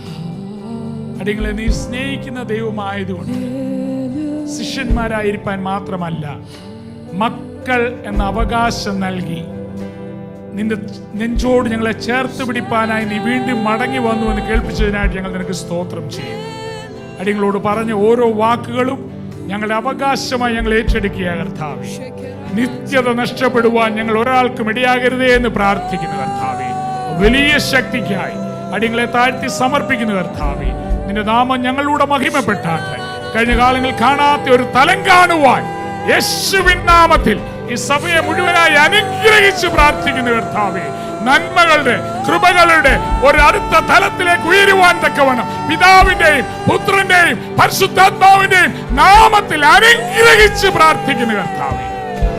രോഗങ്ങളെ, പ്രയാസങ്ങളെ, പ്രതികൂലങ്ങളുമായി ആവശ്യങ്ങളുമായി കടന്നു വന്നവരുമേൽ ആ ശക്തി വ്യാപരിക്കുന്ന കൃപയ്ക്കായിട്ട് സ്തോത്രം ചെയ്യുന്നു കർത്താവേ. സൗഖ്യദായകൻ നീയെന്ന്, നീ റാഫിയാകുന്ന യഹോവയാകുന്നുവെന്ന്, നീ എൽ ഷഡായി ആകുന്നുവെന്ന് ഒരിക്കൽ കൂടി ഞങ്ങൾ ഏറ്റുപറയുക കർത്താവേ. ആ സാന്നിധ്യത്തിൽ നിറവിൽ മടങ്ങി പോകുവാൻ വലിയ ശക്തിയോടുകൂടി കർത്താവെ നിനക്ക് വേണ്ടി നിൽക്കുവാൻ ഈ ജനത്തെ അനുഗ്രഹിച്ച് പ്രാർത്ഥിക്കുന്നു. സകല മഹത്വം നീ എടുത്താട്ട് യേശുവിൻ നാമത്തിലുള്ള പ്രാർത്ഥന കേൾക്കുമാറാകണമേ. ഒരു നിമിഷം ഇവിടെ സാമ്പത്തിക വിഷയത്തിൽ ഒരു ബ്രേക്ക് ത്രൂ ഉണ്ടാകാൻ വേണ്ടി പാസ്റ്റർ ഒന്ന് പ്രാർത്ഥിച്ച് എല്ലാവരും ഒന്ന് പ്രാർത്ഥിച്ച്. ചില വ്യക്തികളുടെ മേൽ അങ്ങനെ ചില ഒരു അഭിഷേകമുണ്ട്. അവർ പ്രാർത്ഥിച്ചാൽ, അവർ പറഞ്ഞാൽ അത് സ്ഥാപിക്കപ്പെടും. സാമ്പത്തിക വിഷയത്തിന്റെ മേൽ ഒരു വിടുതൽ ഇപ്പോൾ നടക്കണം. ഇന്ന് ഇവിടെ നിൽക്കുന്ന ഓരോ കുടുംബങ്ങളിലും അതിന്റെ വ്യത്യാസം ഉണ്ടാകണം. പ്രിയ ദേവദാസം പ്രാർത്ഥിക്കുമ്പോൾ അത് സംഭവിക്കുമെന്ന് ഞാൻ വിശ്വസിക്കുന്നു. പ്രാർത്ഥിക്കാൻ തയ്യാറാണ്? നിങ്ങൾ തയ്യാറാണോ? ഒന്ന് കാണുവാനായിട്ട് സാധിക്കും. നമുക്ക് ഞാൻ പറയും, ഞങ്ങൾ ഇന്ന് ഇപ്പോൾ ചെയ്തില്ലെങ്കിലും ഇന്ന് പോയിട്ട് ഓർക്കുന്നതിന് മുമ്പ് ഒരു എക്സസൈസ് ഞാൻ നിങ്ങൾക്ക് തരാനായിട്ട് ആഗ്രഹിക്കുക. നിങ്ങൾക്ക് എന്താ വേണ്ടുന്നത്, എത്ര വേണമെന്നൊന്ന് എഴുതാൻ നോക്കണം. എത്ര വേണമെന്ന് സമയം പോകുന്നു. എന്നാലും ഞാൻ ജോലി ചെയ്യുന്ന കമ്പനിയിൽ 5000 പേര് ജോലി ചെയ്യുന്നുണ്ട്. ഞാൻ പറഞ്ഞല്ലോ 1800 രൂപയ്ക്ക് ജോലി തുടങ്ങിയ ഒരാളാണ് ഞാൻ. ആ കമ്പനികളുടെയൊക്കെ മാനേജിങ് ഡയറക്ടർ, യൂറോപ്യൻ കമ്പനിയാണ്, എൻ്റെ മാനേജിങ് ഡയറക്ടറായിട്ടാണ് ഞാൻ ജോലി ചെയ്യുന്നത്. എന്തിനാ ഇതെടുത്ത് പറയുന്നത് വെച്ച് കഴിഞ്ഞാൽ, ഉയർത്തുവാൻ കഴിവുള്ള ഒരുവൻ മാത്രമേ ഉള്ളൂ. അവൻ വിചാരിച്ചാൽ അവനെ ഉയർത്തുവാൻ സാധിക്കും. അപ്പോൾ ഞങ്ങളുടെ സെയിൽസിലെ ടീമിനോടൊക്കെ ഞാൻ ബഡ്ജറ്റ് തയ്യാറാക്കാൻ പറയുന്നൊരു കാര്യമുണ്ട്. Sales budget. ബിസിനസ്സൊക്കെ ചെയ്യുന്നവർക്കറിയാം, സെയിൽസ് ബഡ്ജറ്റ് ഉണ്ടാക്കും ഒരു വർഷത്തേക്ക്, അല്ലേ? അപ്പോൾ ഞാൻ അവരോട് പറയുന്നൊരു കാര്യമുണ്ട്. ബഡ്ജറ്റ് 2 ബഡ്ജറ്റ് ഉണ്ടാക്കാൻ. ഒന്ന് ആക്ച്വൽ ബഡ്ജറ്റും പിന്നെ യഥാർത്ഥ ബഡ്ജറ്റിന് ഒരു 0 കൂടെ. 0ത്തിന് വല്ല വിലയുണ്ടോ? ഉണ്ടോ ഇല്ലയോ? 0ത്തിന് വിലയുണ്ടോ? ഞാൻ പറയാം, നിങ്ങൾ ഇപ്പോൾ ഉദാഹരണം, ഞങ്ങളിപ്പം ഫോർക്ക് ലിഫ്റ്റ് വിൽക്കുന്ന ആളുകളാണ്. ഞങ്ങൾ ഫോർക്ക് ലിഫ്റ്റ് അറിയാമോ? സാധനമൊക്കെ ഉയർത്താനായിട്ട്. അപ്പോൾ ഒരു സെയിൽസ്മാൻ്റെ ഒരു വർഷത്തെ ടാർഗറ്റ് 12 ഫോർക്ക് ലിഫ്റ്റ് വിൽക്കണമെന്ന് വന്നിരിക്കട്ടെ. അപ്പോൾ യഥാർത്ഥമായിട്ട് ബഡ്ജറ്റ് എന്തുവാ ചെയ്യേണ്ടത്? അന്നേരം അവന് 12 ഫോർക്ക് ലിഫ്റ്റുകൾ വിൽക്കണമെന്നൊരു ബഡ്ജറ്റ് ഉണ്ടാക്കണം, അല്ലേ? ഞാൻ അവനോട് പറയും, നീ ഒരു കാര്യം ചെയ്യണം, 12ൻ്റെ ഒരു ബഡ്ജറ്റ് വേണം. അതിൻ്റെ കൂട്ടത്തിൽ ഒരു 0 ഇട്ട് കഴിയുമ്പോൾ എന്തോ ആകും? 12 120 ആകും. അപ്പോൾ 120ൻ്റെ ഒരു ബഡ്ജറ്റ് കൂടെ വേറെ ഉണ്ടാക്കാൻ പറയും. ഈ 12 ബഡ്ജറ്റൊക്കെ കുറച്ച് നാൾ ചെയ്തൊക്കെ കഴിയുന്നുണ്ടെങ്കിൽ വളരെ എളുപ്പമായിട്ട് തോന്നും. കാര്യം കഴിഞ്ഞ വർഷം 5-6 ചെയ്ത പരിചയമൊക്കെ ഉണ്ട്, അല്ലേ? 6 ചെയ്താൽ 120, 6 ചെയ്ത് 12 ചെയ്യുമ്പോൾ എന്തോ ആവും? ഡബിൾ ആവും, 100% ഗ്രോത്ത്, അല്ലേ? വലിയൊരു സംഭവം. അവനെ സംബന്ധിച്ച വലിയ പ്രയാസമൊന്നുമില്ല. കാര്യം കഴിഞ്ഞ വർഷത്തെ കുറേ എൻക്വയറികളൊക്കെ കയ്യിൽ അടുത്ത വർഷത്തേക്കും കാണും അല്ലേ. 6 നിന്ന് 12 ആക്കാന്ന് പറയുന്നതായിരിക്കും യാഥാർത്ഥ്യ ബഡ്ജറ്റ്. ഞാനൊരു പറഞ്ഞൊരു കാര്യമുണ്ട്, ഈ 12-ന് ഒരു 120-ൻ്റെ ഒരു ബഡ്ജറ്റ് കൂടെ ഉണ്ടാക്കാൻ പറയും. അത് ആരെയും കാണിക്കേണ്ട, നിൻ്റെ വെച്ചാൽ മതി എന്ന് പറയും. ഈ 120 ബഡ്ജറ്റ് ഉണ്ടെങ്കിൽ എന്ത് ചെയ്യണം, കുറച്ചുകൂടെയൊക്കെ എവിടെ കൂടെ പോയാൽ ഈ 120 അടുത്ത് എങ്ങനെ എത്തുമോ എന്നുള്ളൊരു ചിന്തിക്കും. അത് ആ ബഡ്ജറ്റിംഗ് എന്ന് പറയുന്നത് നമ്മൾ ചിന്തിക്കുന്ന തലങ്ങളെ നമുക്കൊന്ന് വിശാലമാക്കും. മനസ്സിലായോ ഞാൻ പറഞ്ഞ ഏറ്റവും ലോവസ്റ്റ് ലാംഗ്വേജ് എനിക്ക് മനസ്സിലായല്ലോ. അത് ഞാൻ നിങ്ങൾക്ക് ഒരു എക്സസൈസ് തരുന്നത്, സാമ്പത്തിക അനുഗ്രഹം ഉണ്ടാകാനുള്ള ഒന്നാമത്തെ കാര്യം ഒരു നോട്ട്ബുക്ക് അങ്ങ് വാങ്ങിക്കണം. അല്ല ഞാൻ പറഞ്ഞു എനിക്കറിയത്തില്ല ഭാഷ സമ്മതിക്കുമെന്ന്. നിങ്ങളുടെ വേദോസത്തിൽ തന്നെയാണ് ഒരു പുതിയ 2030 എല്ലാവരും വേദോസം വായിക്കാൻ പറഞ്ഞു. ഞാൻ പറയും ഒരു പുതിയ വേദോസം വേണേ അങ്ങ് വാങ്ങി 2026 എന്നിട്ട് അതിൻ്റെ അവസാനത്തിൽ ആരെയും കാണിക്കേണ്ട. നിങ്ങൾക്ക് അടുത്ത വർഷം വരുന്നുണ്ടേ അതിനെക്കുറിച്ച് വേണമെങ്കിൽ എന്തെങ്കിലും പാസ്സാണ് എന്ന് ഞാൻ വേണമെങ്കിൽ ഒരു ക്ലാസ് തന്നെ എടുക്കാം. ഞാൻ ഇതിനെക്കുറിച്ച് ഈ സാമ്പത്തിക കാര്യങ്ങളെക്കുറിച്ച് ക്ലാസ് എടുക്കാൻ എനിക്കൊരു അഭിഷേകമുണ്ട് തോന്നുന്നു. കാര്യം നമ്മൾ ആ വ്യവസായം വാങ്ങിച്ചിട്ട് അതിൻ്റെ അവസാനത്തെ പേജ് വേണമെങ്കിൽ അങ്ങ് എഴുതി വെക്കണം. ഒന്നാമത്തെ കടം ഉണ്ടെങ്കിൽ അത് വീട്ടണം. കടം വെച്ചുകൊണ്ടിരുന്നിട്ട് ഈ കടമായി ഏറ്റവും വലിയ പ്രശ്നം. ആദ്യമായിട്ട് യേശു ഞാൻ പ്രാർത്ഥിക്കുമ്പോൾ കടമുള്ളവരുടെ കടങ്ങളൊക്കെ മാറ്റപ്പെടാൻ. ആമേൻ. കടം വെച്ചുകൊണ്ടിരിക്കരുത്. നമ്മൾ കടപ്പെടാൻ നമ്മൾ ആരാ? രാജകീയ പുരോഹിത വലിയ രാജാവാ വലിയ ആളാന്ന് പറഞ്ഞ് കടം വെച്ചുകൊണ്ട് ആരിലും സമ്മതിക്കുള്ളൂ.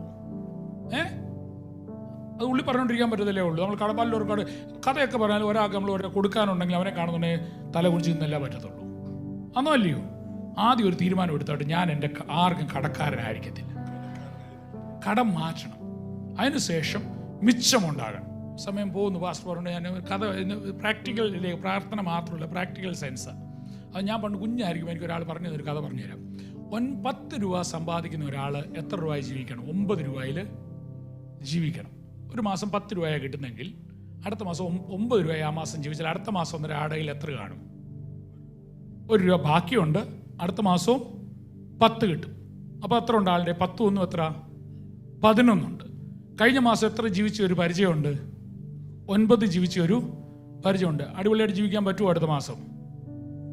ഒന്നുകൂടെ നന്നായിട്ട് ജീവിക്കാൻ പറ്റത്തില്ലേ? എന്നാൽ 10 കിട്ടിയ ആള് 11 അങ്ങ് ചിലവാക്കിയെന്നില്ല. പിന്നെ വളരെ എളുപ്പമാണ്. 10 നാളെ അടുത്ത മാസം തരാമെന്ന് പറഞ്ഞാലും 1 രൂപയ്ക്ക് ആരെങ്കിലുമൊക്കെ തരും. 11 ജീവിച്ചു. അടുത്ത മാസം എത്ര കിട്ടത്തുള്ളൂ? 10 കിട്ടത്തുള്ളൂ. അതിൻ്റെ അകത്ത് ഒരെണ്ണം ഓൾറെഡി കഴിഞ്ഞ മാസം ചിലവാക്കി. ബാക്കി എത്ര ഉണ്ട് കയ്യിലിപ്പം? 9. കഴിഞ്ഞ മാസം ജീവിച്ച എത്രയില്ല? 11. 11 ചിലവാക്കി ജീവിച്ച ഒരു മനുഷ്യൻ്റെ 9 ഉള്ളെങ്കിൽ അനുഗ്രഹിക്കപ്പെടുമോ? താഴോട്ട് പോകും. താഴോട്ട് പോകും. ആണോ അല്ലയോ? ആണല്ലോ. Earn more spend less. നമ്മൾ കിട്ടുന്ന എല്ലാം അടിച്ചു പൊളിച്ച് നാളെ കിട്ടാനുള്ളവരൊക്കെ എടുത്ത് ചിലവാക്കുന്നതിനേക്കാൾ ഉപരി മിച്ചമുണ്ടെങ്കിൽ അതിലൂടെ വലിയൊരു കോൺഫിഡൻസ് നമുക്ക് കിട്ടും. നമ്മൾ ആർക്കും ഒന്നും കൊടുക്കാനില്ലെങ്കിൽ നമുക്ക് കിട്ടുന്ന കോൺഫിഡൻസ് ഭയങ്കര വലിയ കോൺഫിഡൻസ് ആയിരിക്കും. ആണോ അല്ലയോ? അതുകൊണ്ട് ഞാൻ പറഞ്ഞത് സമയം കൂടി പോകുന്നു. അതുകൊണ്ട് ആദ്യം ചെയ്യേണ്ടത് എന്ത് ചെയ്യണം? കടങ്ങളുണ്ടെങ്കിൽ അത് മാറാൻ വേണ്ടി നമ്മൾ ഒന്ന് പ്രാർത്ഥിക്കാം. അതിനുള്ള പരിജ്ഞാനം ഞാൻ പറഞ്ഞു. വേദോസം വാങ്ങിക്കണേ. അതിനകത്ത് 2026 ഡിസംബർ മാസം 31 എത്ര രൂപ നിന്റെ മിച്ചം ഉണ്ടാകണമെന്ന് നീ ഒന്ന് എഴുതി വെച്ചാട്ട്. പുതിയ വ്യവസായത്തിൽ വേണേൽ പുതിയ വ്യവസായത്തിൽ എഴുതി വെക്ക്. പഴയ വ്യവസായം എഴുതി വെച്ചിട്ട് എന്നിട്ട് 365 ദിവസം അതിന് വേണ്ട കൈ വെച്ചങ്ങ് പ്രാർത്ഥിക്കണം. അതാണ് പ്രാക്ടിക്കൽ എക്സസൈസ്. ആണോ അല്ലയോ? തയ്യാറാണോ? ചുമ്മാ എന്തെങ്കിലും എഴുതാന്നല്ല, പ്രാർത്ഥിച്ചിട്ട് ദൈവം തരുന്ന ഒരു ഫിഗർ എഴുതി വെക്കണം. എന്നിട്ട് നിങ്ങൾ ദൈവം, എനിക്കറിയത്തില്ല, ദൈവം ഇൻഡിവിജ്വലായിട്ട് സംസാരിക്കുന്ന ദൈവമാണ്. ഇപ്പം ഞാൻ പ്രാവശ്യം എൻ്റെ മനസ്സിൽ വായി വന്നൊരു വാക്കുണ്ട്.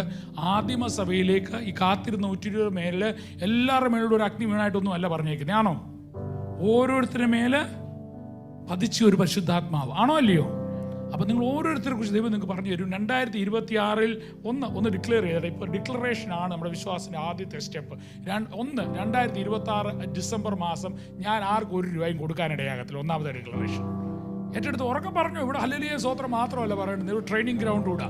2026 ഡിസംബർ മാസം 31 ഞാൻ ആർക്കും 1 രൂപയും കൊടുക്കാനുണ്ടാവില്ല. അത് ഹാസ്യമായിരിക്കും പാസ്റ്ററെ. അത് യേശുവിൻ നാമത്തിൽ ഞാനത് പ്രഖ്യാപിക്കുക. ഈ സഭയിൽ നിൽക്കുന്ന എന്റെ ശബ്ദത്തിന് കീഴിലുള്ള എല്ലാവരും 2026 ഡിസംബർ മാസം 31 യേശു ക്രിസ്തുവിന്റെ വരവ് താമസിക്കുന്നെങ്കിൽ ഞാൻ ഒരാൾക്കും 1 രൂപയും കൊടുക്കാനില്ല എന്ന് പറയുന്ന ഒരു അഭിഷേകം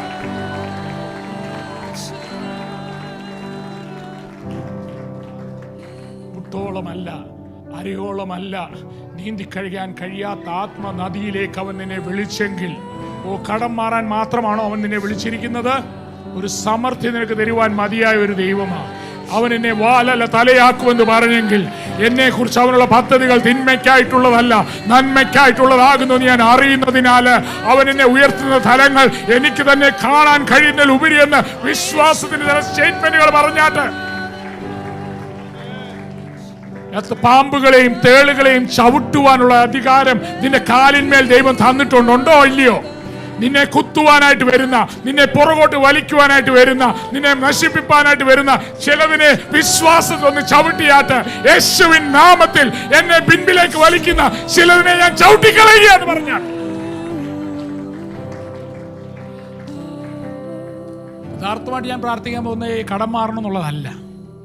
26 ദൈവം നിങ്ങൾക്ക് തോന്നിപ്പിക്കുന്ന ഒരു ഫിഗർ നിങ്ങൾ ബൈബിളിൽ എഴുതുന്നെങ്കിൽ അതിലുപരി ചെയ്യുവാൻ മതിയായ ഒരു ദൈവത്തെ എനിക്കറിയാം.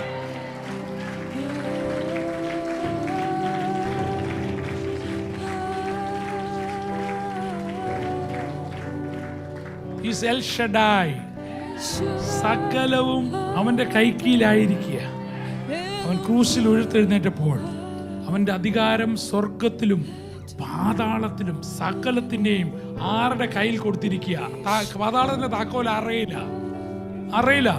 നീ പാതാളത്തിൽ പോണേ പോലും ആര് തുറന്നു കൊടുക്കണം? യേശു തുറന്നു കൊടുത്താലേ പറ്റത്തുള്ളൂ. യേശു ആദ്യം വന്നത് എന്നെയും നിന്നെയും അവന്റെ ചങ്കിലെ ചോര തന്ന് വീണ്ടെടുക്കാനായിട്ടാ. എന്നാൽ മടങ്ങി വരുന്ന യേശു അങ്ങനെ എല്ലാവർക്കും എൻട്രി കൊടുക്കാൻ വേണ്ടി അല്ല വരുന്നത്. മണവാളൻ വരുന്ന എല്ലാവർക്കും എൻട്രി കൊടുക്കാനായിട്ടല്ല. അവൻ കാത്തിരിക്കുന്നവരെ മാത്രം ചേർക്കുവാനായി മടങ്ങി വരുന്നവനാ. വേർതിരിക്കപ്പെട്ട ഒരു സഭയെ വീണ്ടെടുക്കുവാനായിട്ട് അവൻ മടങ്ങി വരുന്നത്. അവൻ വേർതിരിക്കുമ്പോൾ കളങ്കവും ചുളുക്കവും ഇല്ലാത്ത നിഷ്കളങ്കവും നിർമ്മലമായി നിൽക്കുന്ന ഒരു സഭയെ, ഒരു മണവാട്ടിയെ ചേർക്കുവാനായിട്ട് അവൻ വരുന്നത്. ആ മണവാട്ടി സഭയുടെ ഭാഗമാകുവാൻ ഒരു തീരുമാനം എടുക്കാതെ ഇവിടുന്ന് മടങ്ങിപ്പോകരുത്. പ്രയാസങ്ങളുണ്ടെങ്കിൽ അതിന്റെ കാരണം നീ മണവാട്ടി അല്ല.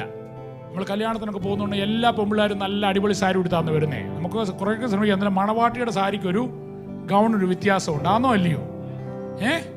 അവിടെ വരുന്ന മണവാൾ അവിടെ നിന്ന് കാണുന്ന കൊച്ചു പെമ്പിള്ളേരെ എല്ലാവരും കല്യാണം ചെയ്യാനെന്ന് വരുന്നേ. ആണോ അല്ലയോ? എന്തിനു വേണ്ടിയാണ് വരുന്നത്? ആർക്ക് വേണ്ടിയാവും വരുന്നേ? മണവാളൻ വരുന്ന അല്ലെങ്കിൽ കയറി വരുന്ന ആർക്ക് വേണ്ടിയാണ് വരുന്നേ? മണവാട്ടിക്ക് വേണ്ടിയാ. നീ മണവാട്ടിയാണെന്നുള്ള കാര്യത്തിൽ ഉറപ്പുണ്ടെങ്കിൽ നിനക്ക് വേണ്ടി വസ്ത്രമല്ല വിശേഷ വസ്ത്രങ്ങളെ തരുവാൻ മതിയായ ഒരു ദൈവമായ എൻ്റെ ദൈവം. യാബേസിനെ കുറിച്ച് കേട്ടിട്ടുണ്ടോ? നിങ്ങൾ കേട്ടിട്ടുണ്ടോ? യാബേസിനെ കുറിച്ച് അതിരുകളെ വിസ്താരമാക്കുന്ന ഒരു പ്രാർത്ഥന. ഒന്ന് പ്രാർത്ഥിച്ചാട്ട് ശത്രുവായ എന്റെ അനുഗ്രഹത്തിന് തടസ്സമായി വെച്ചിരിക്കുന്ന ചില മതിലുകളെ തകർക്കുന്ന ഒരു ശക്തി വ്യാപരിക്കുന്നതിനാൽ ദൈവമേ ഞാൻ നിനക്ക് സ്തോത്രം ചെയ്യുക. കഴിഞ്ഞ നാളുകളിൽ കണ്ട മതിലുകൾ എന്റെ അഭിവൃദ്ധിക്ക് തടസ്സമാകാതിരിക്കാൻ അഭിഷേകത്തിനൊരു നിറവ്. ഓ ഹല്ലേലൂയ! യോസഫ് ഫലപ്രദമായ ഒരു മുന്തിരിവള്ളിയ.